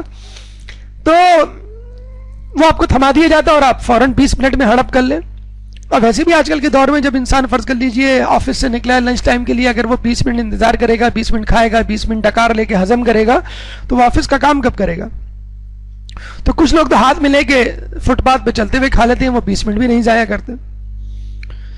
اور 20 سے زیادہ ہے کہ ہمارے ایک 20-20 ہوا کرتا ہے. پہلے زمانے میں 5 ڈیز کا ون ڈے ہوا، 5 ڈیز کا ون ڈے نہیں، سوری 5 ڈیز کا ٹیسٹ میچ ہوتا تھا جس پہ ہٹلر نے پابندی لگائی تھی. وہ 5 دن روزانہ پابندی کے ساتھ آتا تھا میچ دیکھنے. 5واں دن ختم ہوا تو اس نے کہا کیا ہوا، کون جیتا؟ لوگوں نے کہا کہ میچ ڈرا ہو گیا. اس نے کہا لانا تو ایسے کھیل پہ پابندی لگا دو. تو جرمنز نے پابندی لگا دی اور اب ماشاءاللہ فٹ بال کھیل رہے ہیں اور ایسا کھیل رہے ہیں کہ فائنل میں پہنچ گئے. دیکھیے اتوار کو کیا کرتے ہیں وہ. تو 2020 پھر ون ڈے آیا. ون ڈے میں بھی ظاہر بات ہے پورا دن لگ جاتا تھا، کس کے پاس اتنا وقت ہے کہ صبح سے لے کے شام تک ٹی وی پہ. اب انہوں نے 2020 یعنی تقریباً 2 گھنٹے میں، اب دیکھیے وہ 2 گھنٹے 1 گھنٹے میں کب تبدیل ہوتے ہیں. تو انسان عجلت پسند ہے.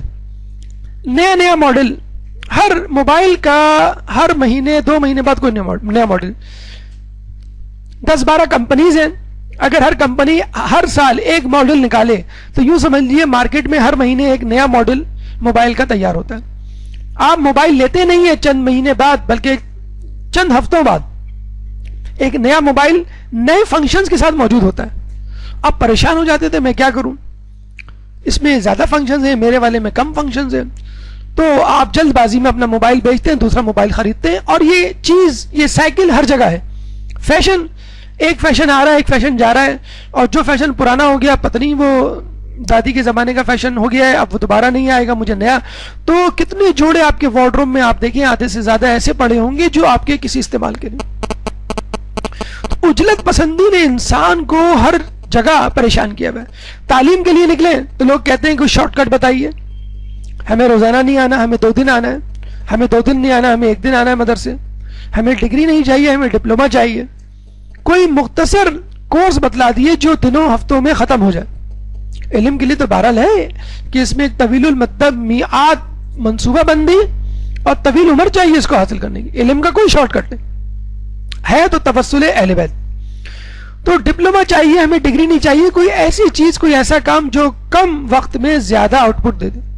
اور جب سے کمپیوٹر وجود میں آیا ہے آپ کے لیے یہ بھی ناممکن ہو گیا ہے کہ آپ اٹھیں، شیلف کھولیں، تفسیر نمونہ کی جلد نمبر 15 صفحہ نمبر 365 کھول کے مطلوبہ آیت اور تفسیر تلاش کریں. آپ اسی کمپیوٹر کی اسکرین پر 14 انچ کی اسکرین پہ اپنا ماؤس گھماتے ہیں اور 2-4 کلکس میں وہ آیت، وہ تفسیر آپ کے سامنے ہوتی ہے. تو یہ کمپیوٹر کے دور کے انسان کی ایک الگ بے چینی ہے کہ وہ ہر چیز ایک کلک پہ جاتا ہے. مطلب وہ چاہتا ہے کہ امی آئیں اور امی کو میں ایک انگلی سے کلک کروں اور امی جو ہے میرے سامنے جسے کہتے ہیں کھانا رکھ دے. امی جو ہے وہ ابو کو کلک کریں اور فوراً جو ہے وہ ان کے عید کا جوڑا جو ہے وہ ان کے سامنے لا کے رکھ دے. تو یہ سب کلک پہ جو ہے وہ چاہ رہے ہیں کہ ہمارے کام ہو جائیں. اور یہ کچھ سائنسی ایجادات کا بھی. اب وہ کمپیوٹر چھوڑیں، اب آپ کے ہاتھ میں موبائل ہے. 3G 4G اور اب جو ہے 5G کی بحث ہو رہی ہے کہ 2020 میں آئے گا کہ 2015 میں آئے گا. تو آج کا انسان فاسٹ ٹریک کا انسان ہے. ہر چیز وہ چاہتا ہے کہ جلدی ہو جائے، ہر چیز جو ہے وہ مختصر ہو جائے، ہر چیز جو ہے وہ اس کے سامنے آ جائے. اور یہ انسان کی طبیعت بھی تھی اور اس طبیعت کو 4 چاند آج کل کی سائنسی ایجادات نے لگا دیا ہے. تو دیکھا جائے نوح علیہ السلام کی قوم بھی بے صبری تھی، موسیٰ علیہ السلام کی قوم بھی بے صبری تھی، لیکن رسول کی امت اور اس دور کا انسان، اس دور کی امت کچھ زیادہ ہی عجلت پسند ہے. تو دیکھا جائے تو روزہ پہلی کی امتوں سے زیادہ ہم پہ زیادہ فرض ہے. بدرجہ اولا اگر فرض ہے تو مستحب روزوں کی طرف رجوع کیجیے اور روزے کو مسلسل جاری رکھیے. جو آپ کی طبیعت میں آج کل کے کمپیوٹر دور نے جو ہیجان پسندی رکھ دی ہے، اس اضطراب کو، اس ہیجان پسندی کو دور کرنے کے لیے، اپنی طبیعت میں سکون لانے کے لیے روزے کو رکھیے. اور اس کا فائدہ کیا ہے؟ یا ایھا الذین آمنوا استعینوا بالصبر والصلاۃ ان اللہ مع الصابرین. کہ صبر جو کرے گا اللہ تعالیٰ اس کے ساتھ ہوگا، نماز پڑھنے والوں کے ساتھ نہیں، دیگر عبادات والوں کے ساتھ نہیں. خصوصی طور پہ جو تذکرہ ہے ان لوگوں کے ساتھ. کیوں؟ کہ اللہ خود صبر کر رہا ہے لوگوں کے گناہوں پر، لوگوں کی نافرمانی پر. ہم تو فقط 60-70 سال کی زندگی پہ صبر کر رہے ہیں. اللہ آدم علیہ السلام سے لے کر قیامت آنے تک صبر کرے گا ہماری نافرمانی اور بے صبری پہ. تو اللہ چاہتا ہے کہ اس کی طرح صبر کا مظاہرہ کریں، اور اس صبر کو جس طرح روزے سے پیدا کیا جا سکتا ہے اس طرح کسی اور عبادت سے. مشقت کے بارے میں کہا جاتا ہے وہ حج سے، زحمت حج والی عبادت سے برداشت کرنے کی صلاحیت زحمت کو وہ حج سے پیدا ہوتی ہے، اور صبر جو ہے وہ روزے سے پیدا ہوتا ہے. تیسرا مرحلہ، تیسرا دنیاوی فائدہ جو صبر کرنے روزہ رکھنے سے ہم کو ملتا ہے وہ ہے استقامت. ایک درود پڑھ دے محمد والے محمد میں.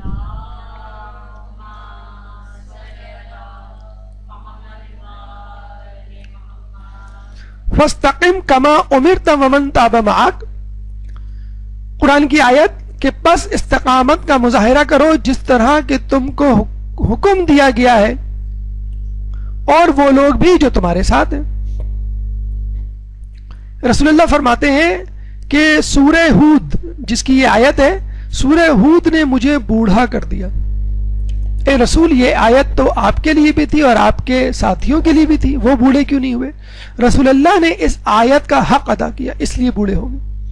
ایسی استقامت کا مظاہرہ کیا جیسی استقامت اللہ کو درکار تھی. جب صبر تھوڑا تھوڑا کر کے بڑا ہو جائے تو اس کو استقامت کہتے ہیں. جس طرح قطرہ قطرہ کر کے دریا بنتا ہے، سمندر بنتا ہے، اسی طرح تھوڑا تھوڑا صبر جب یکجا ہو جائے تو استقامت میں تبدیل ہو جاتا ہے. ایک دن آپ روزہ رکھیں گے تو وہ صبر کہلائے گا، 2 دن صبر کہلائے گا، 3 دن صبر کہلائے گا. جب 30 دن روزے رکھیں گے تو وہ صبر استقامت کہلائے گا. مستقل طور پہ اپنی بات پر جمے رہنا، حوادث زمانہ کا مقابلہ کرنا اور تکلیف و آزمائش پر کسی بھی قسم کی چوں و چرا کیے بغیر اللہ کی اطاعت کرنا. خود نوح علیہ السلام کا استقلال اور استقامت آپ کے سامنے. 900 سال تو فقط ان کی تبلیغ تھی، 2500 سال انہوں نے عمر پائی ہے. جس طرح رسول نے 40ویں سال اپنی رسالت کا اعلان کیا، یعنی رسالت کا کام آدھی سے زیادہ زندگی میں نہیں کیا، آدھی سے کم زندگی میں کیا. 63 سال کی زندگی میں 23 سال فقط رسالت کا کام انجام دیا. لیکن اس سے پہلے بہرحال اللہ تعالیٰ لوگوں کے سامنے ایک رول ماڈل کے طور پہ پیش تو کر رہا تھا. محنت تو اس میں بھی تھی، یہ نہیں تھی کہ رسالت سے پہلے محنت نہیں کرتے تھے، بلکہ تو وہ زیادہ محنت کرتے تھے. دیکھا جائے عبادت زیادہ کیا کرتے تھے غار ہرا میں. جب رسالت کا اعلان کیا تو غار ہرا سے باہر آ کے لوگوں کے درمیان آ گئے. تو نوح علیہ السلام نے 2500 سال زندگی گزاری اور اس میں استقلال کا مظاہرہ کیا.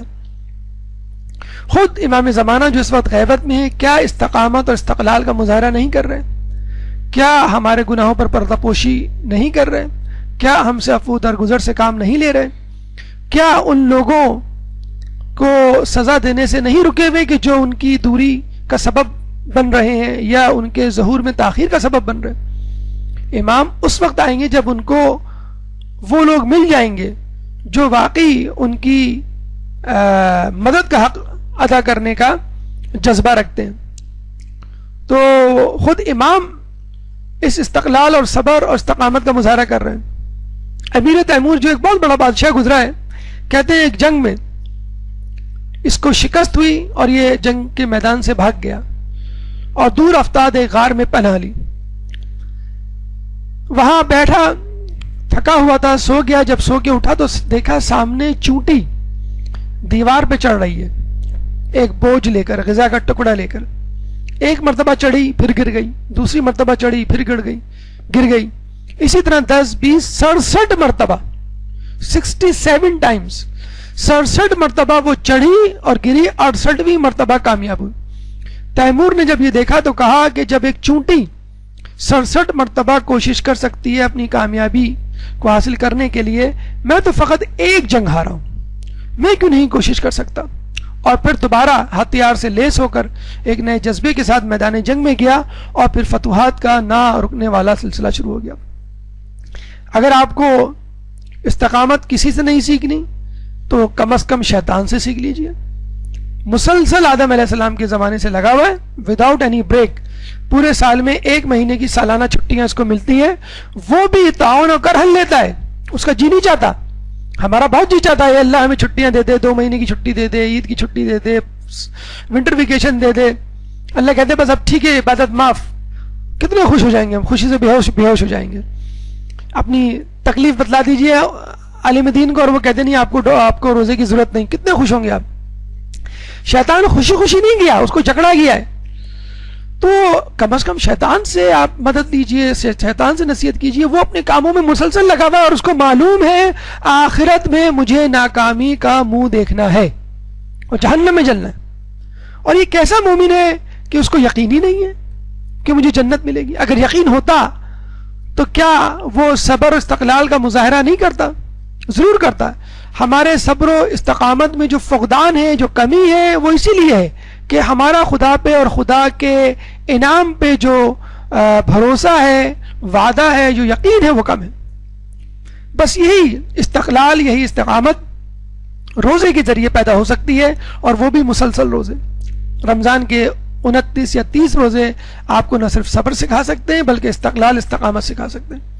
اور یہی وجہ ہے کہ کہا گیا ہے کہ رمضان کے بعد بھی, ماہ رمضان کے بعد بھی اپنے روزوں کو جاری و ساری رکھیے. یہ آپ کو استقامت سکھاتا ہے. چوتھا دنیاوی فائدہ جو آپ کو روزہ دیتا ہے وہ ہے حلم. ایک درود پڑھ دیں محمد والے محمد.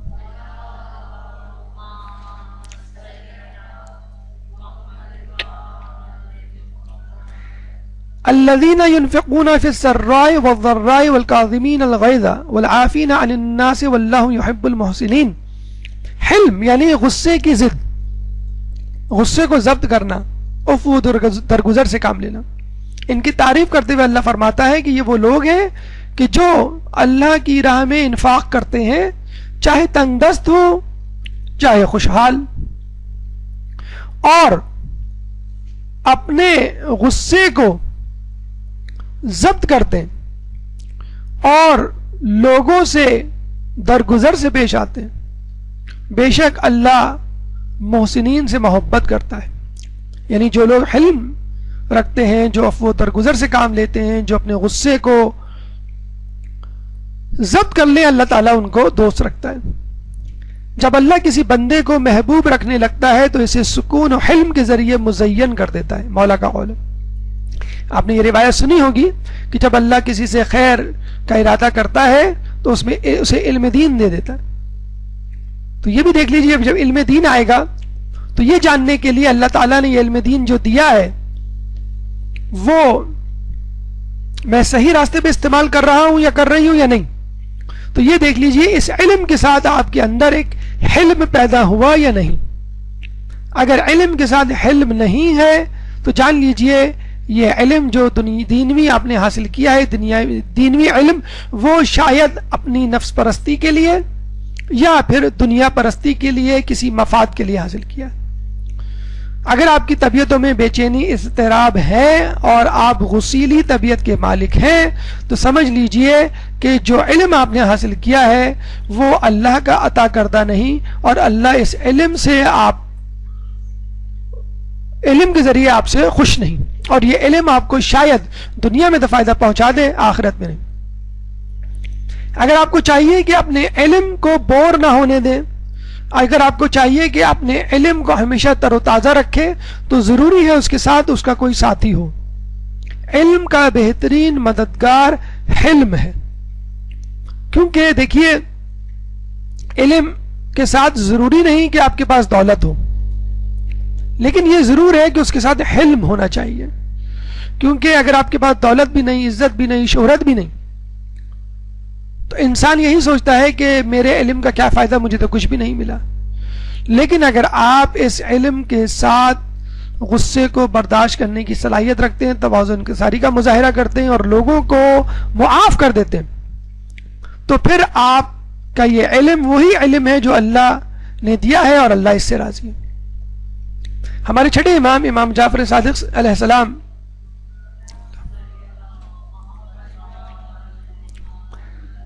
کے بارے میں ایک واقعہ ملتا ہے کہ آپ نے اپنے گھر والوں کو سختی سے منع کیا تھا کہ گھر کی چھت پر کوئی نہ جائے.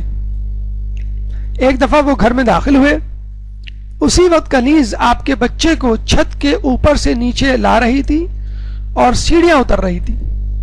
جب امام کو آتا ہوا دیکھا تو خوف سے کپ کپ آنے لگی اور کپکپاہٹ کی وجہ سے آپ کا بچہ اس کے ہاتھ سے چھوٹ کر گر گیا اور اسی وقت اس کا انتقال ہو گیا۔ تجہیز و تکفین سے جب فارغ ہوئے، رات میں بیٹھے ہوئے تھے اداس، تو کسی نے دلاسا دینے کی کوشش کی، تو امام نے کہا کہ میں اس لیے اداس نہیں ہوں کہ میرے بیٹے کی شہادت ہوئی ہے یا اس کا انتقال ہوا ہے، بلکہ میں اس لیے افسردہ ہوں کہ کنیز مجھ کو دیکھ کے کانپنے کیوں لگی۔ دیکھیے، کچھ لوگوں کو یہ بھی پسند نہیں کہ ان کا خادم، ان کی خادمہ ان کو دیکھ کے خوف سے کانپے۔ کچھ لوگ یہ خصوصیت، یہ الہامی وصف جو ہے ائمہ ہی کے دور میں، ائمہ ہی کی شخصیت میں مل سکتا ہے، ورنہ ہم میں سے شاید کوئی اس قابل نہیں کہ جو اپنے نوکر کی غلطی پر غصہ نہ ہوتا ہو بلکہ اس کے خوف سے خود خوف کھاتا ہو کہ میرے خوف سے اس نے اپنے آپ کو خوف میں کیوں مبتلا کیا۔ اور وہی صفت، وہی صفات، وہی خوبیاں ہمیں امام کے ماننے والوں میں ملتی ہیں۔ شیخ جعفر کاشف الغطا بہت بڑے عالم دین، ایک دفعہ بہت زیادہ مال و اسباب ان کے پاس لایا گیا اور لوگوں میں انہوں نے تقسیم کر دیا۔ اس کے بعد ظہر کی نماز کا وقت ہوا، آپ نے ظہر کی نماز پڑھائی۔ جیسی ظہر کی نماز ختم کی ویسے ہی ایک شخص بھاگتا ہوا آیا اور کہنے لگا کہ اے شیخ، مجھے معلوم ہوا ہے کہ آپ کے پاس بہت سارا مال و اسباب آیا ہے اور آپ نے لوگوں میں تقسیم کیا ہے، مجھے بھی اس میں سے کچھ دے دیجیے۔ تو کاشف الغطا نے کہا کہ میں نے وہ سارا مال تقسیم کر دیا، میرے پاس کچھ نہیں، تمہیں دیر ہو گئی۔ اس شخص نے غصے میں آ کر کاشف الغطا کی داڑھی پر تھوک دیا، اور آپ نے کیا کیا؟ کچھ نہیں کیا۔ اپنا دامن اٹھایا اور مسجد میں بیٹھے ہوئے تمام نمازیوں کے پاس فردن فردن اپنی جھولی کو پھیلایا اور یہ کہا کہ اگر آپ لوگ اس شخص کی مدد کے لیے کچھ دے سکتے ہیں تو اس جھولی میں ڈال دیجئے، اور پوری مسجد کا اس طرح چکر لگایا اور اس شخص کے لیے کافی ساری رقم اکٹھا کی اور اس کے ہاتھ میں دی۔ یہ تھا ہمارے علماء کا حلم ان لوگوں کے لیے جو نعوذ باللہ ان پر تھوکتے تھے یا ان پر غصے کا اظہار کرتے تھے۔ کتنا زیادہ تضاد ہے ایک عام آدمی اور ایک عالم دین اور مجتہد میں۔ اسی طرح آیت اللہ سید ابو الحسن اصفہانی کے بارے میں ملتا ہے کہ نجف میں ایک دفعہ مغرب کی نماز پڑھا رہے تھے، نماز سے فارغ ہوئے تو کسی نے آ کے ان کو خبر دی کہ آپ کے بیٹے کو کسی نے قتل کر دیا۔ آپ نے فقط یہ کہا لا حول ولا قوت الا باللہ العلی العظیم، اور یہ کہہ کر نماز عشاء میں مشغول ہو گئے۔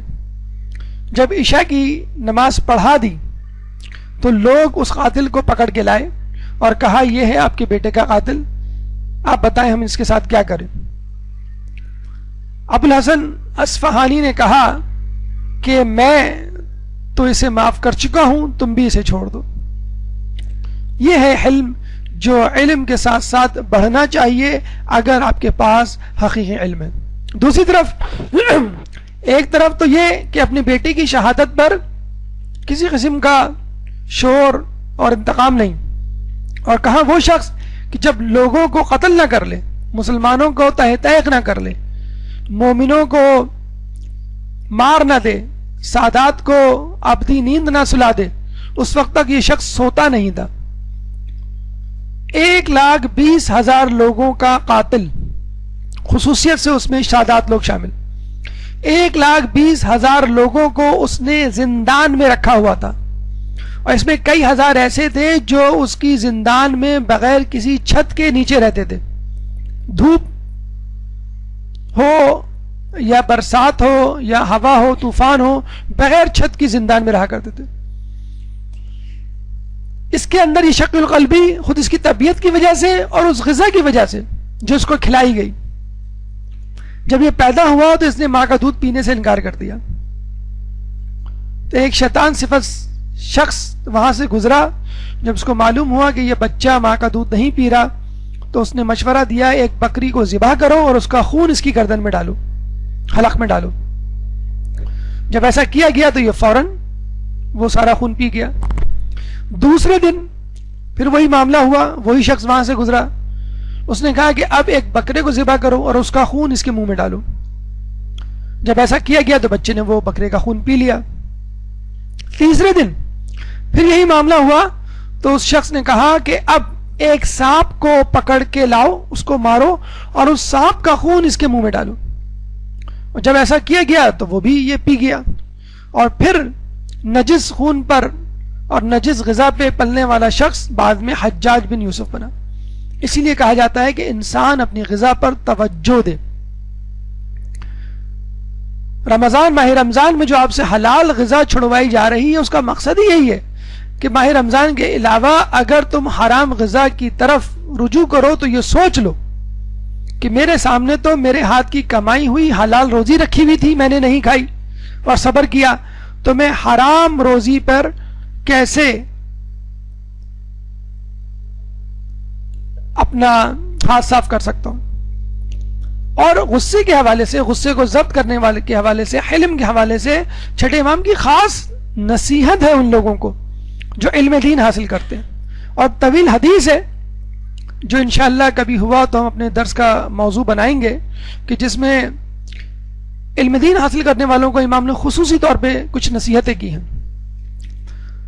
اس حدیث کا ایک ٹکڑا یہ بھی ہے کہ انسان طالب علم خصوصی طور پہ اپنے غصے کو برداشت کرے.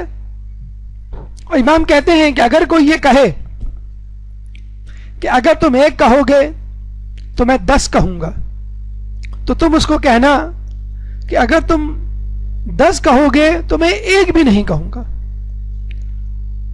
اور ہم اکثر یہ کہتے ہیں کہ ہم اینٹ کا جواب پتھر سے دینے والے لوگ ہیں، لیکن یاد رکھ لیجئے کہ اگر آپ کو کامیاب انسان بننا ہے اور کسی اعلیٰ مقام پر فائز ہونا ہے تو اپنے آپ کو لڑائی جھگڑے کنفرنٹیشن سے بچانا ہے.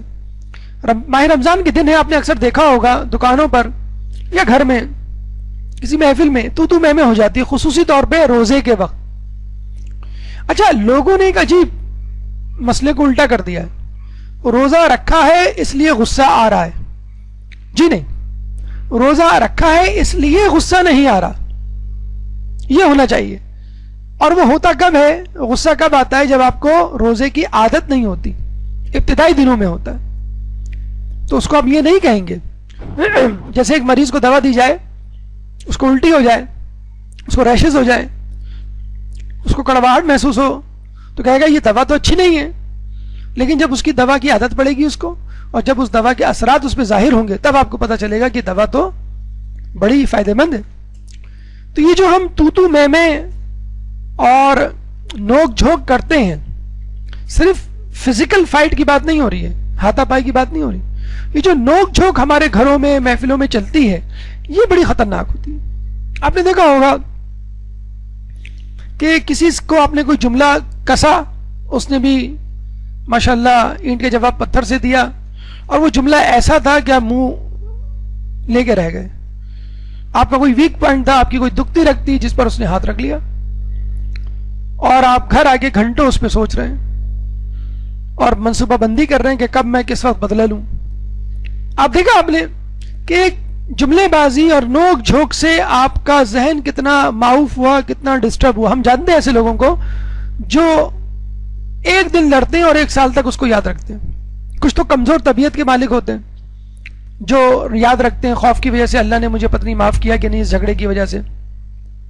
ہمارے ایک دوست ہیں، جب وہ کسی سے نوک جھوک یا لڑائی جھگڑا کرتے ہیں اور ان کو یہ احساس ہوتا ہے کہ میری وجہ سے اس کو تکلیف ہوئی ہوگی اور وہ واقعہ گزر چکا ہوتا ہے، تو جب بھی وہ واقعہ یاد آتا ہے اس کے لیے دعا مانگتے ہیں، سورہ فاتحہ پڑھتے ہیں کہ اگر میری وجہ سے اس کو تکلیف پہنچی تو اللہ اسے معاف کر دے، اور یہ سورہ فاتحہ میں اس کو ہدیہ کرتا ہوں.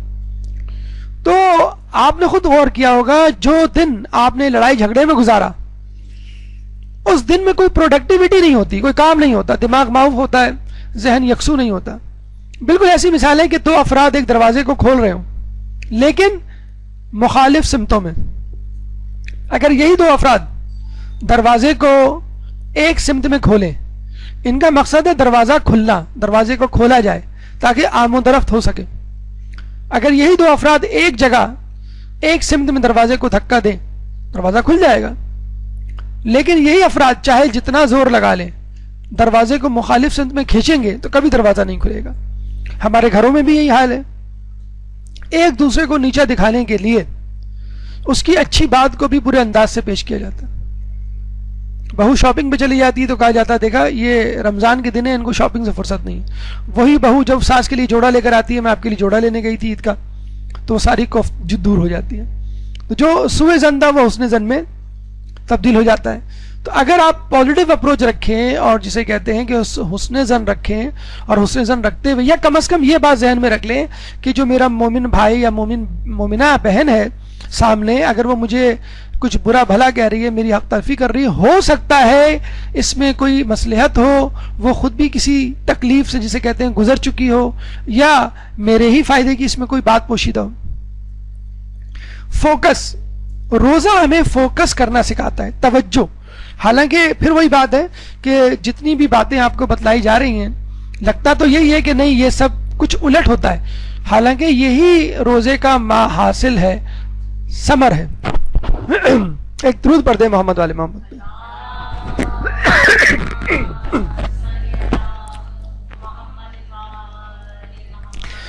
روزہ آپ کو یکسو ہونا اور اپنے کام پہ توجہ کرنا سکھاتا ہے۔ غافل لوگوں کے لیے اللہ فرماتا ہے اولئک کالانعام بل ہم اضل، وہ لوگ جانوروں کی طرح ہیں، مویشیوں کی طرح ہیں، بلکہ ان سے بھی زیادہ گمراہ۔ اولئک هم الغافلون، اور یہی لوگ غافل ہیں۔ جو غیر متوجہ ہوتا ہے، جو غافل ہوتا ہے، اس کو اللہ تعالیٰ مویشیوں سے تشبیہ دیتا ہے۔ کیوں؟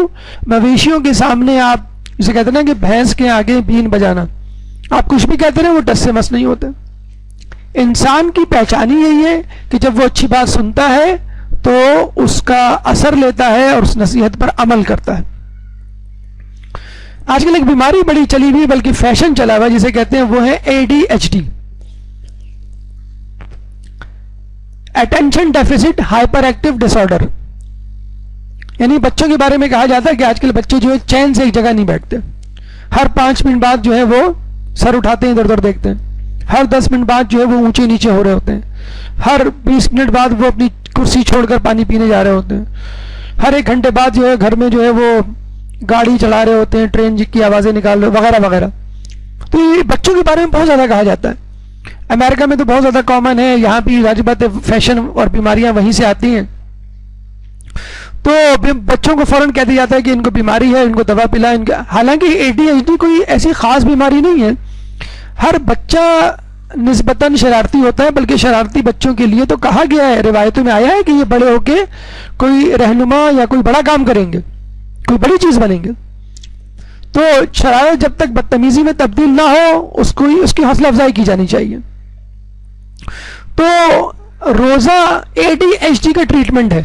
اگر آپ کے بچوں کو یہ بیماری ہے اٹینشن ڈیفیسٹ ہائپر ایکٹیو ڈس آرڈر، یعنی بے چین رہنا اور توجہ نہیں دینا اور ہر وقت گھومتے پھرتے رہنا، باتیں کرنا اور گردن گھمانا، اس کا آج کل دیکھیے آپ کے لوگوں کے بچے، آپ کے گھر میں جو بچے کتنے شانت، کتنے مطمئن اور کتنے کول ہوں گے، کوئی آواز کسی کے منہ سے نہیں نکلتی۔ خصوصاً یہ وقت ایسا وقت ہوتا ہے ہر کوئی بے سود پڑا ہوا ہوتا ہے، اماں بھی پڑی ہوتی ہیں، ابا بھی پڑے ہوتے ہیں، اب بچے بھی بے سود پڑے ہوئے ہوتے ہیں۔ تو ADHD کیا ہوتا ہے؟ حرکت ہی نہیں ہے جسم میں، تو ہائپر ایکٹیو ڈس آرڈر کیسے ہوگا؟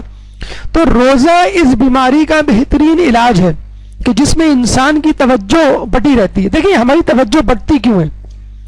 ہمیں کھانا کھانا ہوتا ہے، کھانا نہیں کھانا ہوتا، اسنیکس کھانے ہوتے ہیں۔ کھانا تو 2 یا 3 وقت کھاتے ہیں، لیکن یہ جو بار بار کے اسنیکس ہیں، چپس، کولڈ ڈرنک، چھالیا، پان، سگریٹ، بڑے اور چھوٹے ہر کوئی جگالی میں مصروف ہے۔ کھانا ہے تو پھر پانی بھی پینا ہے، پھر جو ہے وہ انگڑائی لینا ہے، پھر سونا بھی ہے اوور ایٹنگ کی وجہ سے، پھر ہنسنا بولنا بھی ہے، اور پھر ادھر ادھر دیکھنا۔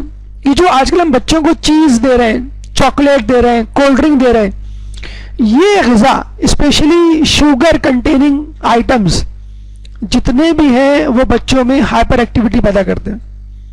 آج آپ اپنے بچوں کی کولڈ ڈرنک، چاکلیٹ اور چیز بند کر دیں یا کم کر دیں تو آپ دیکھیے گا ان کی ہائپر ایکٹیویٹی کم ہو جائے گی۔ ہم لوگ کیوں نہیں ہائپر ایکٹیو اپنے زمانے میں؟ ہم نے یہ چیزیں نہیں کھائی۔ تو آج کل کے بچے ہائپر ایکٹیو اس لیے کہ یہ ان چیزوں پہ گزارا کر رہے ہیں، دال چاول سالن روٹی تو تقریباً کچھ عرصے بعد پتھر کے زمانے کی غذا بن جائے گی۔ ابھی بھی کچھ لوگ اگر جو امریکہ اور دبئی سے رہنے والی فیملیز آتی ہیں تو وہ بڑی حیران ہوتی ہیں کہ آپ کس طرح روٹی میں شوربے کو پکڑ لیتی ہیں اور شوربہ گرتا نہیں ہے۔ اب اب لوگوں نے یہ مذاق اڑانا شروع کر دیا ہے کہ آپ شوربے کو سنبھال کیسے لیتی ہیں ایک روٹی کے نوالے میں, کیسے کھا لیتے ہیں آپ لوگ نہاری. تو یہ لکوڈ ڈائٹ اور سالن, شوربہ, دال تو خیر ہم لوگوں نے چھوڑ دی تھی, تو سالن جو ہے وہ آج کل کے بچوں نے چھوڑ دیا ہماری سنت پہ تو ہاتھ آگے جاتے ہوئے. تو روزے میں آپ غیر ضروری کام, فضولیات سے پرہیز کرتے ہیں, اس لیے آپ کی توجہ اہم کاموں کی طرف ہوتی ہے. اور یہی فلسفہ روزے میں آپ کو بتلایا گیا تھا کہ اللہ چاہتا ہے کھانا پینا بھی چھوڑ دو تاکہ جو ضروری کام ہے, عبادت نہیں, جو بھی تم کام کر رہے ہو, گھر کے, آفس کے, دکان کے, اسکول کے, وہ کام کرتے رہو. تو روزے میں جب آپ غیر ضروری کاموں کو چھوڑیں گے تب کہیں جا کے آپ صحیح اور اہم کام کی طرف توجہ دیں گے. لیکن کچھ لوگ ایسے غافل ہیں, ان کو پتہ ہی نہیں کہ کب کیا ہو جائے, اپنے آرام اور سکون, اپنی دھن میں مگن جسے کہتے ہیں. جب کوئی حادثہ ہوتا ہے تب ان کو ہوش آتا ہے کہ میرے ساتھ یہ ہو گیا. حادثہ کیا یعنی آپ امتحان میں فیل ہو گئے, یا جسے کہتے ہیں کوئی بیماری ہو گئی, ورنہ اس سے پہلے آپ جسے کہتے ہیں بے فکری اور لاپرواہی کی زندگی گزار رہے ہوتے ہیں. چھٹا دنیاوی فائدہ جو روزے سے ہمیں ملتا ہے وہ فضولیات سے پرہیز. ایک درود پڑھ دیں محمد والے محمد پہ.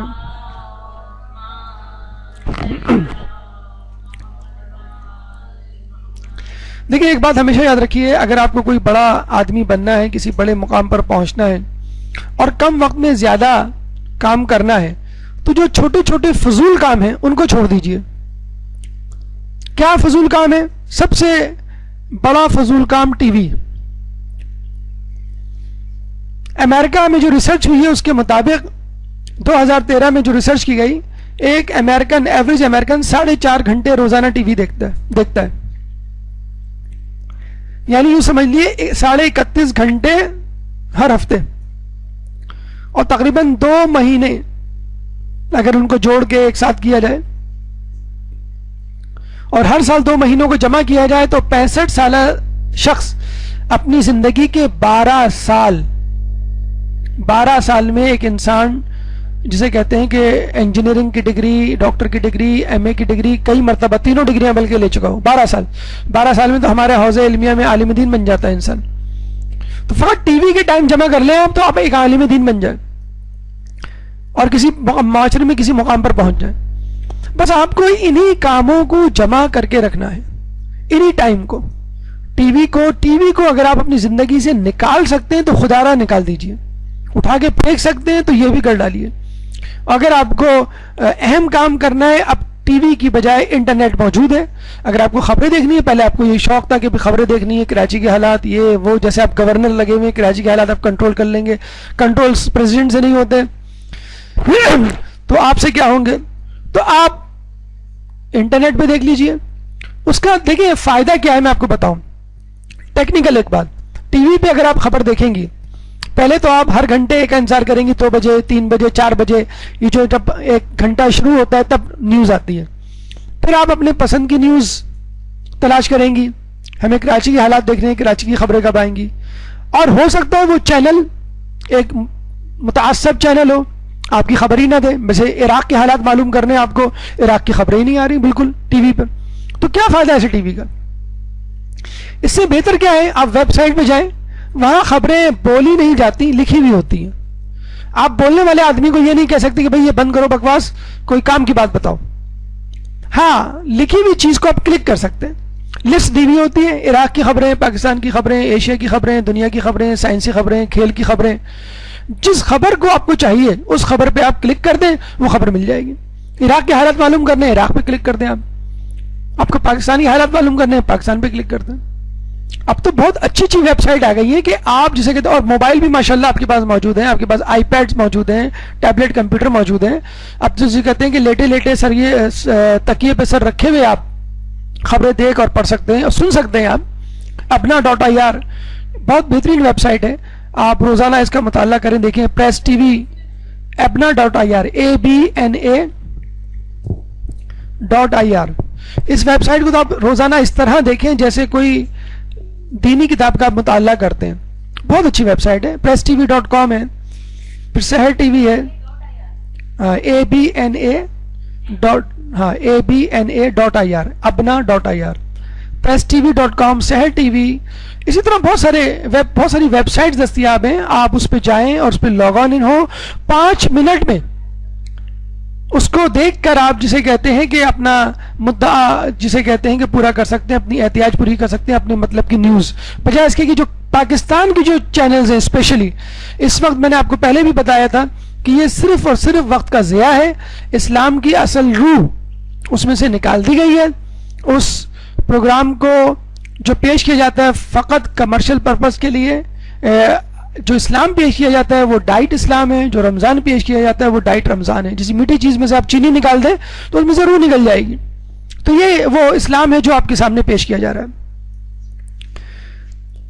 انٹرنیٹ کا استعمال کم سے کم کریں، اور انٹرنیٹ کھولنے سے پہلے، لاگ ان ہونے سے پہلے آپ سوچ لیں آپ کو کیا پڑھنا ہے، کیا دیکھنا ہے. یہ نہیں کہ پہلے میں کھولوں دیکھوں کیا ہے، نہیں. ہزاروں لاکھوں ویب سائٹس ہیں. آپ یہ دیکھیں مجھے کون سی ویب سائٹ پہ جانا ہے، مجھے کیا چیز پڑھنی ہے، کیا کام کرنا ہے. اور اس کے علاوہ کوئی ویب سائٹ پاپ اپ ہو جائے، یعنی اس کی ونڈو کھل جائے یا ایک دم سے ایڈ آ جائے تو اس کی طرف توجہ نہ دیں. ٹی وی سے زیادہ یہ گمراہ کرنے والی چیز ہے، لیکن اس پر کنٹرول ٹی وی کی بنسبت زیادہ بہتر طریقے سے ہو سکتا ہے. ہاں، نفس پہ کنٹرول پھر بھی ٹی وی کی بنسبت زیادہ مشکل ہے، لیکن ٹی وی کی بنسبت زیادہ آسان ہے اس پہ کنٹرول کرنا، کہ آپ اپنی پسند کی ویب سائٹ، پسند کی خبر، پسند کا آرٹیکل جب چاہیں آپ پڑھ سکتے ہیں. آپ کو رمضان سے متعلق، روزے سے متعلق، قرآن سے متعلق جو کچھ بھی چاہیے آپ کے انٹرنیٹ اور موبائل پر موجود ہو سکتا ہے، بشرط یہ کہ آپ اس کا صحیح استعمال کریں. گپ شپ یہ ایک بدترین بیماری ہے جو ہمیں لگی ہوئی ہے. اسپیشلی اس وقت ہوتی ہے جب آپ کھانا کھا چکے ہوتے ہیں، افطار کر چکے ہوتے ہیں، افطار کے بعد، اور آپ سے صبر نہیں ہوتا، افطار کے بعد ہی غیبتیں شروع کر دیتے ہیں. کتنی مشکل سے میں نے پورے روزے جو ہے اپنے آپ کو کنٹرول کیا، لیکن میں کیا کروں، ان کی حرکت ہی ایسی تھی. کس کی حرکت ایسی تھی؟ بھائی فلاں پھپھو کی. وہ ہم گئے تھے محفل میں، اور وہ جو شروع ہوتے ہیں آپ پھر نماز تہجد کے وقت یاد آتا ہے کہ بھئی غیبت بری بات ہے. تو یہ سیدھی سی بات ہے، اگر آپ کی گفتگو طویل ہوگی تو گفتگو سے متعلق جتنے بھی گناہ ہیں وہ کم ہوں گے. دیکھیے، ایک بادشاہ تھا، اس کا ایک گورنر تھا. گورنر کو کھانے پینے کا بڑا شوق تھا. بادشاہ نے گورنر کو جو وظیفہ یا تنخواہ مقرر کی ہوئی تھی اس سے زیادہ وہ کھانے پہ خرچ کر دیا کرتا تھا. تو بادشاہ نے سوچا کہ میں اس اپنے گورنر کو اس اسراف سے کس طرح چھٹکارا دلواؤں. بادشاہ نے اس گورنر کو اپنے ہاں مدعو کیا. کھانے کا وقت آیا تو اس نے کہا ابھی رک جاؤ، ابھی کھانا تیار نہیں ہے. پھر تھوڑی دیر بعد اس نے کہا کہ بھوک لگی، اس نے کہا کہ رک جاؤ، ابھی کھانا تیار نہیں ہے. 2 گھنٹے بعد اس نے جو ہے، جب اس کی بھوک عروج پہ تھی، تو بادشاہ نے کہا کھانا تو تیار نہیں، ہاں دال چاول تیار ہیں، اگر کہو تو وہ لا دوں، پھر کھانا تم کھاتے رہنا، بعد میں پکنے میں تمہارے جو مزاج کا کھانا ہے اس میں ٹائم لگے گا. اس نے کہا ٹھیک ہے، جو لا دیں آپ. دال چاول رکھی، وہ پوری دال چاول ہڑپ کر گیا، اور بادشاہ نے تھوڑی دیر بعد پھر کھانا لگایا، اور وہی کھانا جو اس کو پسند تھا. اب اس کو کہا گیا کہ بھئی کھاؤ، کہ نہیں اب میری بھوک مر گئی، اب میرا پیٹ بھر چکا. تو بادشاہ نے کہا کہ دیکھو، پیٹ دال چاول سے بھی بھر سکتا ہے، تو پھر ہم اپنے پیٹ کو انواع اقسام اور لذیذ غذاؤں کا عادی کیوں بنائیں. تو یہ ہمارے آپ کے لیے بھی ہے. افطار پہ اگر پکوڑے، چھولے، سموسے، کٹلس اور دہی بڑے اور جو بھی چیزیں آپ کھاتے ہیں وہ نہ بھی ہوں، دال چاول رکھ دیے جائیں، وہ بھی آپ کو لذیذ لگیں گے. بھوک کھانے کی چٹنی ہے، امام کی روایت ہے. روزہ یہی سکھا رہا ہے کہ پہلے اپنے آپ کو بھوکا رکھو، جب شدید ترین بھوک لگے پھر کھاؤ. جو کچھ بھی تم کھاؤ گے وہ تمہیں بریانی متنجن سے کم نہیں لگے گا. تو روزہ ہمیں یہی سکھاتا ہے. ہمارے ایک جاننے والے، ان کے بارے میں سن کے ہمیں بڑی حیرت ہوئی اور خوشی ہوئی کہ انہوں نے اپنی بیگم کو پکوڑے پکانے سے منع کر دیا، اور یہ کہا ہے کہ جتنا وقت تمہارے پکوڑے پکانے میں لگتا ہے اتنا وقت تم اپنی عبادت میں لگا دو. بتائیں، اسی کراچی شہر میں ایسے لوگ بھی موجود ہیں. کچھ لوگ تم پکوڑے میں نمک کم ہو جائے تو بیگم کو جو ہے وہ پریشان کر دیتے ہیں کہ تم نے کیا پکا دیا اور تم نے پکوڑے پکانے اب تک نہیں سیکھے. تو کچھ لوگ ایسے بھی ہیں جو بیگمات کا خیال رکھتے ہیں. اس کا مطلب یہ نہیں کہ آج سے جا کر آپ پکوڑے بند کر دیں اور اس کی جگہ 2 رکعت 4 رکعت. شوہر کی خدمت ہی آپ کی عبادت ہے، اور شوہروں کو بھی چاہیے کہ اپنی بیگمات کو خاتون خانہ کو اتنی زیادہ اذیت اور مصیبت اور پریشانی میں زحمت میں مبتلا نہ کریں کہ دن بھر آپ کی گفتگو اور مقصد اور موضوع جو ہے وہ پکوڑے ہو. 7واں فائدہ جو روزہ ہمیں دیتا ہے وہ ہے ٹائم مینجمنٹ. ایک درود پڑھ دے محمد والے محمد.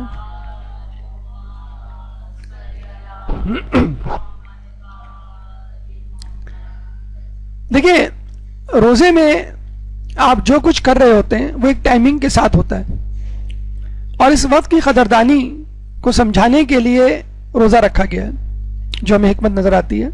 قرآن میں اللہ فرماتا ہے اولم نعمرکم ما یتذکر فیہ من تذکر, کیا تمہیں اتنی عمر نہیں دی گئی تھی کہ نصیحت پکڑنے والے نصیحت پکڑ لیتے. تو بس جس طرح سحری کا ایک ٹائم معین ہے کہ اگر آپ نے وقت مقررہ پہ سحری نہ کی تو روزہ گیا. نماز کے لیے نہیں ہے, نماز کے لیے ہے لیکن بہت زیادہ آپ کے پاس ٹائم ہوتا ہے اس کو دوبارہ اس کو کرنے کے لیے. اول وقت ہوتا ہے, فضیلت کا وقت ہوتا ہے, پھر قضا کا وقت آتا ہے. تو روزہ بھی ہمیں یہی سکھاتا ہے کہ اگر آپ سحری میں نہ اٹھے تو بس بن سحری کا آپ کو روزہ رکھنا پڑے گا. اسی طرح افطاری کا ایک وقت معین ہے, افطاری بھی کرنی ہے, سحری بھی کرنی ہے, نماز شب بھی پڑھنی ہے, دیگر واجب نمازیں بھی ادا کرنی ہیں, اذکار بھی پڑھنے ہیں, آفس بھی جانا ہے, خواتین کو گھر کا کام بھی کرنا ہے, بچوں کو اسکول کا ہوم ورک بھی کرنا ہے, ٹائم کو مینیج کرنا ہے. اور آپ نے دیکھا ہوگا کہ ماہ رمضان میں ٹائم ٹیبل بنانے کی ضرورت نہیں پڑتی, ورنہ آپ روزانہ ٹائم ٹیبل بناتے ہیں اور اس کو کاٹتے ہیں.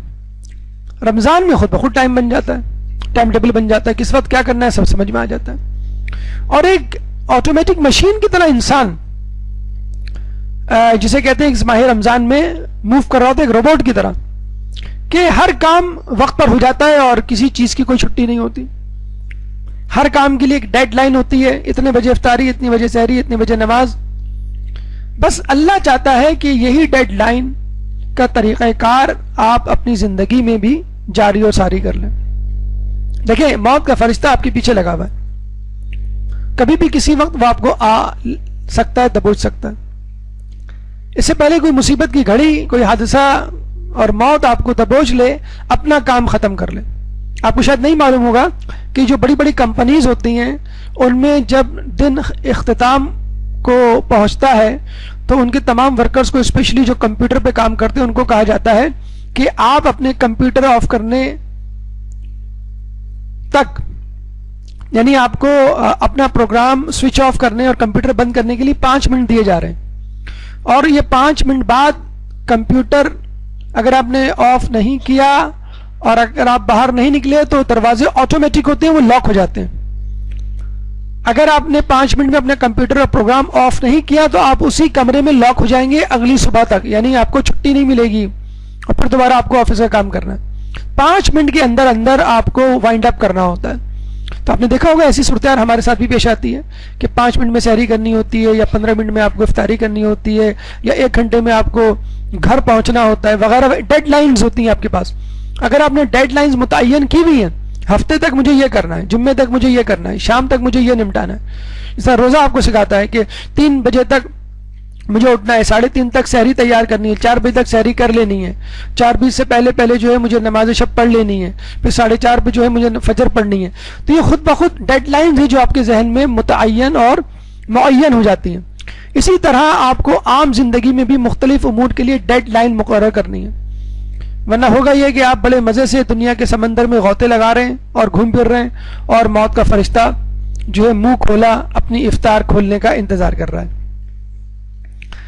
اور اگر آپ یہ فائدے نہیں اٹھا پاتے تو یقین کر لیجئے آپ سستی کا شکار ہیں, کیونکہ مولا کا قول ہے کہ محرومی کا ایک سبب سستی ہے. جو ہم کہتے ہیں نا کہ رمضان کے اتنے فوائد ہیں لیکن پھر بھی ہم فوائد نہیں سمیٹ پا رہے, تو اس کی وجہ یہی ہے کہ ہم نے ماہ رمضان کو, روزوں کو سستی میں تبدیل کر دیا. سستی, کاہلی اور نیند کا ایک طریقہ ہم آپ کو بتاتے چلیں. 20 منٹ کا قیلولہ آپ کے لیے بہترین ہے اگر آپ چاہتے ہیں کہ نیند کی تلافی کر سکیں جو رات میں کم ہوئی تھی آپ کی, لیکن 20 منٹ سے زیادہ کا نہ ہو, 20 سے 40 منٹ, 20 سے کم نہ ہو, 40 سے زیادہ نہ ہو. باقاعدہ یورپ میں لوگوں کو ٹیکنیکس بتائی جا رہی ہیں کہ آپ دن میں آفس میں یا جہاں بھی آپ کام کر رہے ہیں 20 منٹ سیو کر کے بیٹھے بیٹھے وہیں پہ ٹیک لگا کے کیسے سو سکتے ہیں. ایک شاپنگ مال میں باقاعدہ یہ کمپٹیشن ہوا کہ کون 20 منٹ سو کے دکھائے گا. یعنی 20 منٹ سونے کا مطلب ہے 20 منٹ سو کر پھر اٹھ بھی جائے گا, یہ نہیں کہ 20 منٹ میں سوئیں اور پہلا 2 گھنٹے تک آپ سوتے رہے. تو 20 منٹ تک کون سو کے دکھائے گا. اور جسے کہتے ہیں کہ اب یورپ میں قیلولے کی جو سنت ہے, جو رسول کی سنت ہے, وہ اب زور پکڑ رہی ہے. تو اگر آپ کی نیند کم ہوتی ہے رات میں تو آپ دیکھا ہوگا آپ نے کہ لوگ اپنی نیند پوری کرتے ہیں دن میں. اس کو آپ رسیدہ, اب ضروری نہیں ہے کہ اس کے لیے آپ کو بیڈ بچھایا جائے, کوئلٹ لائی جائے اور پھر کیا نام کہ اے سی چلایا جائے, پردے جو ہیں وہ گرائے جائیں. نہیں, یہ کوئی ہمیشہ کی ابدی نیند سونے نہیں جا رہے ہیں آپ کو 20 منٹ سونا ہے پھر اٹھ جانا. اور بہتر یہی ہوتا ہے کہ آپ صوفے پہ ٹیک لگا کر کرسی پہ بیٹھے بیٹھے سو جائیں, بجائے اس کے کہ بالکل اہتمام کے ساتھ آپ سوئیں. تو یہ آپ کی نیند کی کمی جو رات میں تھی وہ پوری کر دے گا. ورنہ ہوگا یہ کہ آپ دن میں بیٹھے ہوئے بھی ہوں گے تو لگ رہا ہے کہ آپ سو رہے ہیں, بالکل جسے کہتے ہیں زندہ لاش کی طرح. یہ لگ رہا ہے صاف کہ افطاری سے پہلے کھینچی گئی تصویر ہے. ترک عادات. ایک درود پڑھ دے محمد والے محمد میں.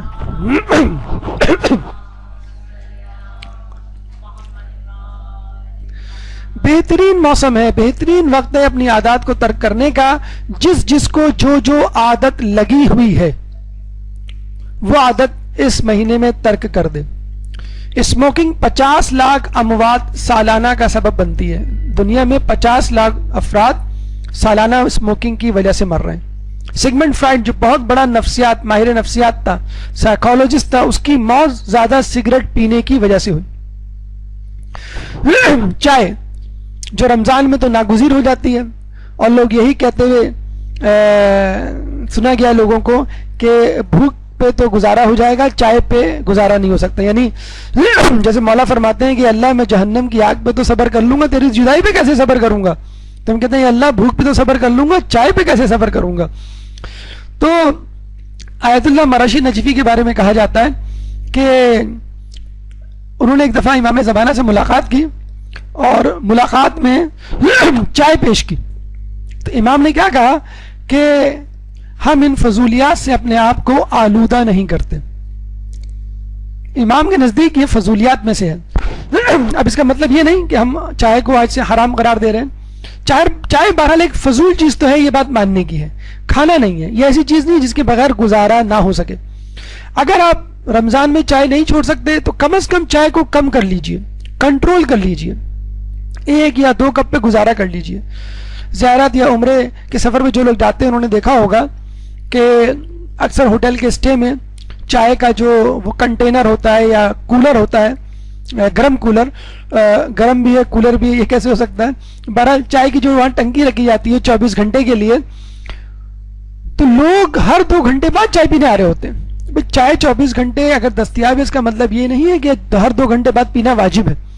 تو کچھ لوگ رمضان میں زبردستی اس پہ اپنے اوپر واجب کر لیتے ہیں. کوشش کر کے دیکھیے کبھی ایک آدھ وقت کی دن کی چائے اسکپ کر کے, یا اگر آپ چائے کے عادی ہیں تو کم از کم اس کو کم کر کے دیکھیے. شیخ جی سر میں درد ہوگا, یقیناً آپ کے سر میں رمضان کے شروع میں بھی ہوا ہوگا لیکن آپ نے روزہ نہیں چھوڑا.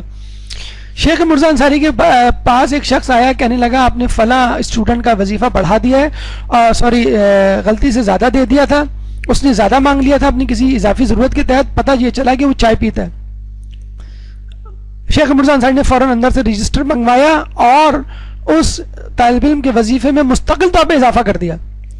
تو کمپلین کرنے والے شکایت کرنے والے شخص نے پوچھا یہ کیوں؟ کہ لگا اب اس کو چائے کی عادت ہو گئی, چائے کے بغیر اب یکسو ہو کر متعالہ نہیں کر سکتا. تو اگر ایسی نہج اگر طبیعت ہو گئی ہے, مقام آ چکا ہے, تو پھر الگ بات ہے, لیکن بہرحال کم تو ضرور کیا جا سکتا ہے. دیکھیے چائے کے بارے میں کہا جاتا ہے کہ پاکستان دنیا کا 3را بڑا امپورٹر ہے.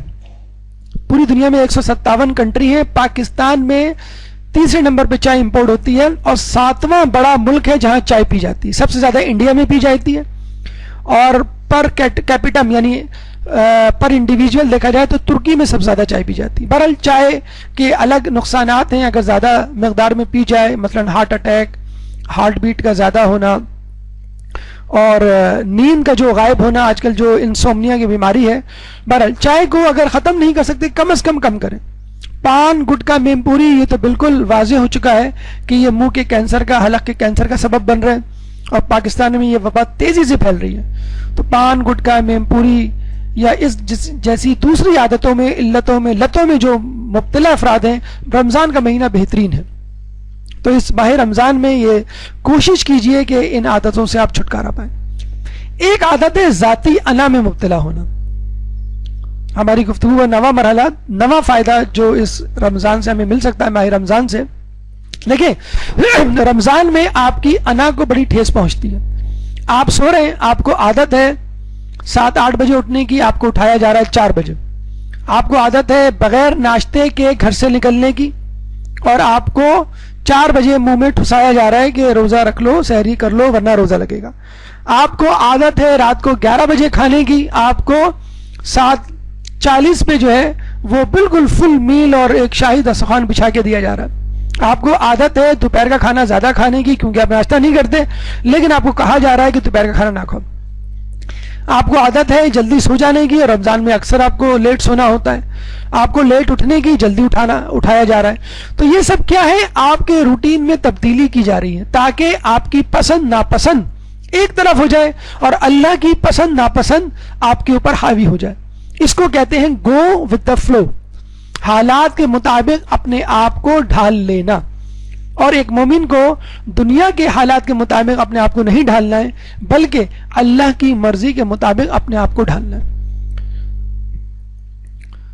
تو یہ اصل ماہ رمضان اور روزے کا پیغام ہے کہ انسان اپنے آپ کو, اپنی طبیعت کو, اپنے مزاج کو اپنی پسند ناپسند کی عینک سے نہ دیکھے بلکہ خدا کی رضا کی طرف سے دیکھے. کئی مرتبہ ایسا ہوتا ہے کہ آپ افطار پارٹی میں جاتے ہیں, آپ کو عادت ہے پکوڑے چھولے کھانے کی, وہاں پہ رول رکھے ہوتے ہیں, وہاں سموسے رکھے ہوتے ہیں. آپ کو عادت ہے لال شربت پینے کی, وہاں جو ہے وہ کالا شربت رکھا ہوا ہوتا ہے. آپ کو عادت ہے افطار کے فوراً بعد چائے پینے کی, چائے وہاں پہ آپ کو آدھے گھنٹے بعد دی جاتی ہے. تو افطار پارٹی میں میں نے نہیں دیکھا کسی کو, میرے تجربے سے نہیں گزرا کہ وہ بڑا خوش ہوا ہو. ہر شخص چاہتا ہے کہ یار اپنے گھر کے چھوڑے پکوڑے سموسے کیسے ہی کیوں نہ ہو, وہ اپنے گھر کے ہوتے ہیں. اپنے گھر کی ایک خاص چائے ہوتی ہے, اپنے گھر میں ایک خاص جگہ ہوتی ہے جس میں افطار کے بعد نیند دراز ہو کے آپ لیٹ جاتے ہیں. تو ایک خاص وقت ہوتا ہے جو افطار کا اپنے گھر میں گزار رہے ہوتے ہیں, لیکن یہی وقت بعض اوقات آپ کو باہر گزارنا ہوتا ہے. لیکن اپنی انا کو ٹھیس پہنچا کر دوسرے کا دل رکھنے کے لیے خدا کی اطاعت میں آپ یہ کام بھی کر گزرتے ہیں. اور ایک اور چیز جو کبھی کبھی لیکن ہوتی ضرور ہے وہ ہے ایمرجنسی کی کیفیت. آپ آفس سے آ رہے ہیں, رستے میں پھنس گئے, ٹریفک جیم, اور آپ کو معلوم ہے میں گھر نہیں پہنچ پاؤں گا. چہرے پہ کیا کرب اور مصیبت کے آثار ہوتے ہیں. بس آپ یہ سوچ لیجئے کہ روزہ 1 گھنٹے بعد کھلنا ہے, روزے کا ٹائم 7:40 نہیں ہے بلکہ 8:40 ہے, لیکن بیچارے جو رستے میں کھڑے ہوتے ہیں اور ٹریفک جیم میں پھنس جاتے ہیں ان کی شکلیں دیکھنے والی ہوتی ہیں. یا آپ جب صبح اٹھیں تو پتہ چلا کہ سب لوگ نماز پڑھنے میں مشغول ہیں اور سحری ہو چکی, اور آپ کو اٹھا کے تھک گئے اور آپ نہیں اٹھے. لگتا ہے کہ بس کوئی آسمان سر پہ گر پڑا ہو, زمین شق ہو جائے, آپ اس میں چلے جائیں کہ بغیر سحری کا روزہ. تو اس قسم کے اتفاقاً جب آپ کو پڑھنا لکھنا ہو, جب چائے نہ ملے تو آپ کے سر میں درد ہو جائے, اور اسی کیفیت میں کہا جائے کہ آپ کو پڑھنا بھی ہے, آپ کو ٹیسٹ بھی دینا ہے, آپ کو مدرسے بھی جانا ہے, تو اس وقت آپ کو احساس ہوتا ہے کہ انسان کو ہر قسم کی ایمرجنسی کے لیے تیار رہنا چاہیے. اور یہ ایمرجنسی والی کیفیت آپ کو ماہ رمضان اور روزہ ہی دے سکتا ہے. اور آپ کو یہ ایمرجنسی والی کیفیت سے نبرد آزما ہونے کی مشق اور تمرین کا فائدہ اس وقت ہوگا کہ جب ایک آنے والا آئے گا اور اس کے ساتھ آپ کو پوری زندگی ایک ایمرجنسی والی کیفیت میں گزارنی ہے کہ جب تک دنیا عدل سے نہ بھر جائے کہ جس طرح وہ ظلم سے بھری ہوئی ہوگی. یہ گفتگو ہماری رمضان سے متعلق روزے سے متعلق مکمل ہوئی. روزے سے حاصل ہونے والے دنیاوی فوائد اپنے اختتام کو پہنچے. اگر اس موضوع سے متعلق آپ کے ذہن میں کوئی سوال ہو تو آپ کر سکتے ہیں. قابل سوالات بھرپور صلوات.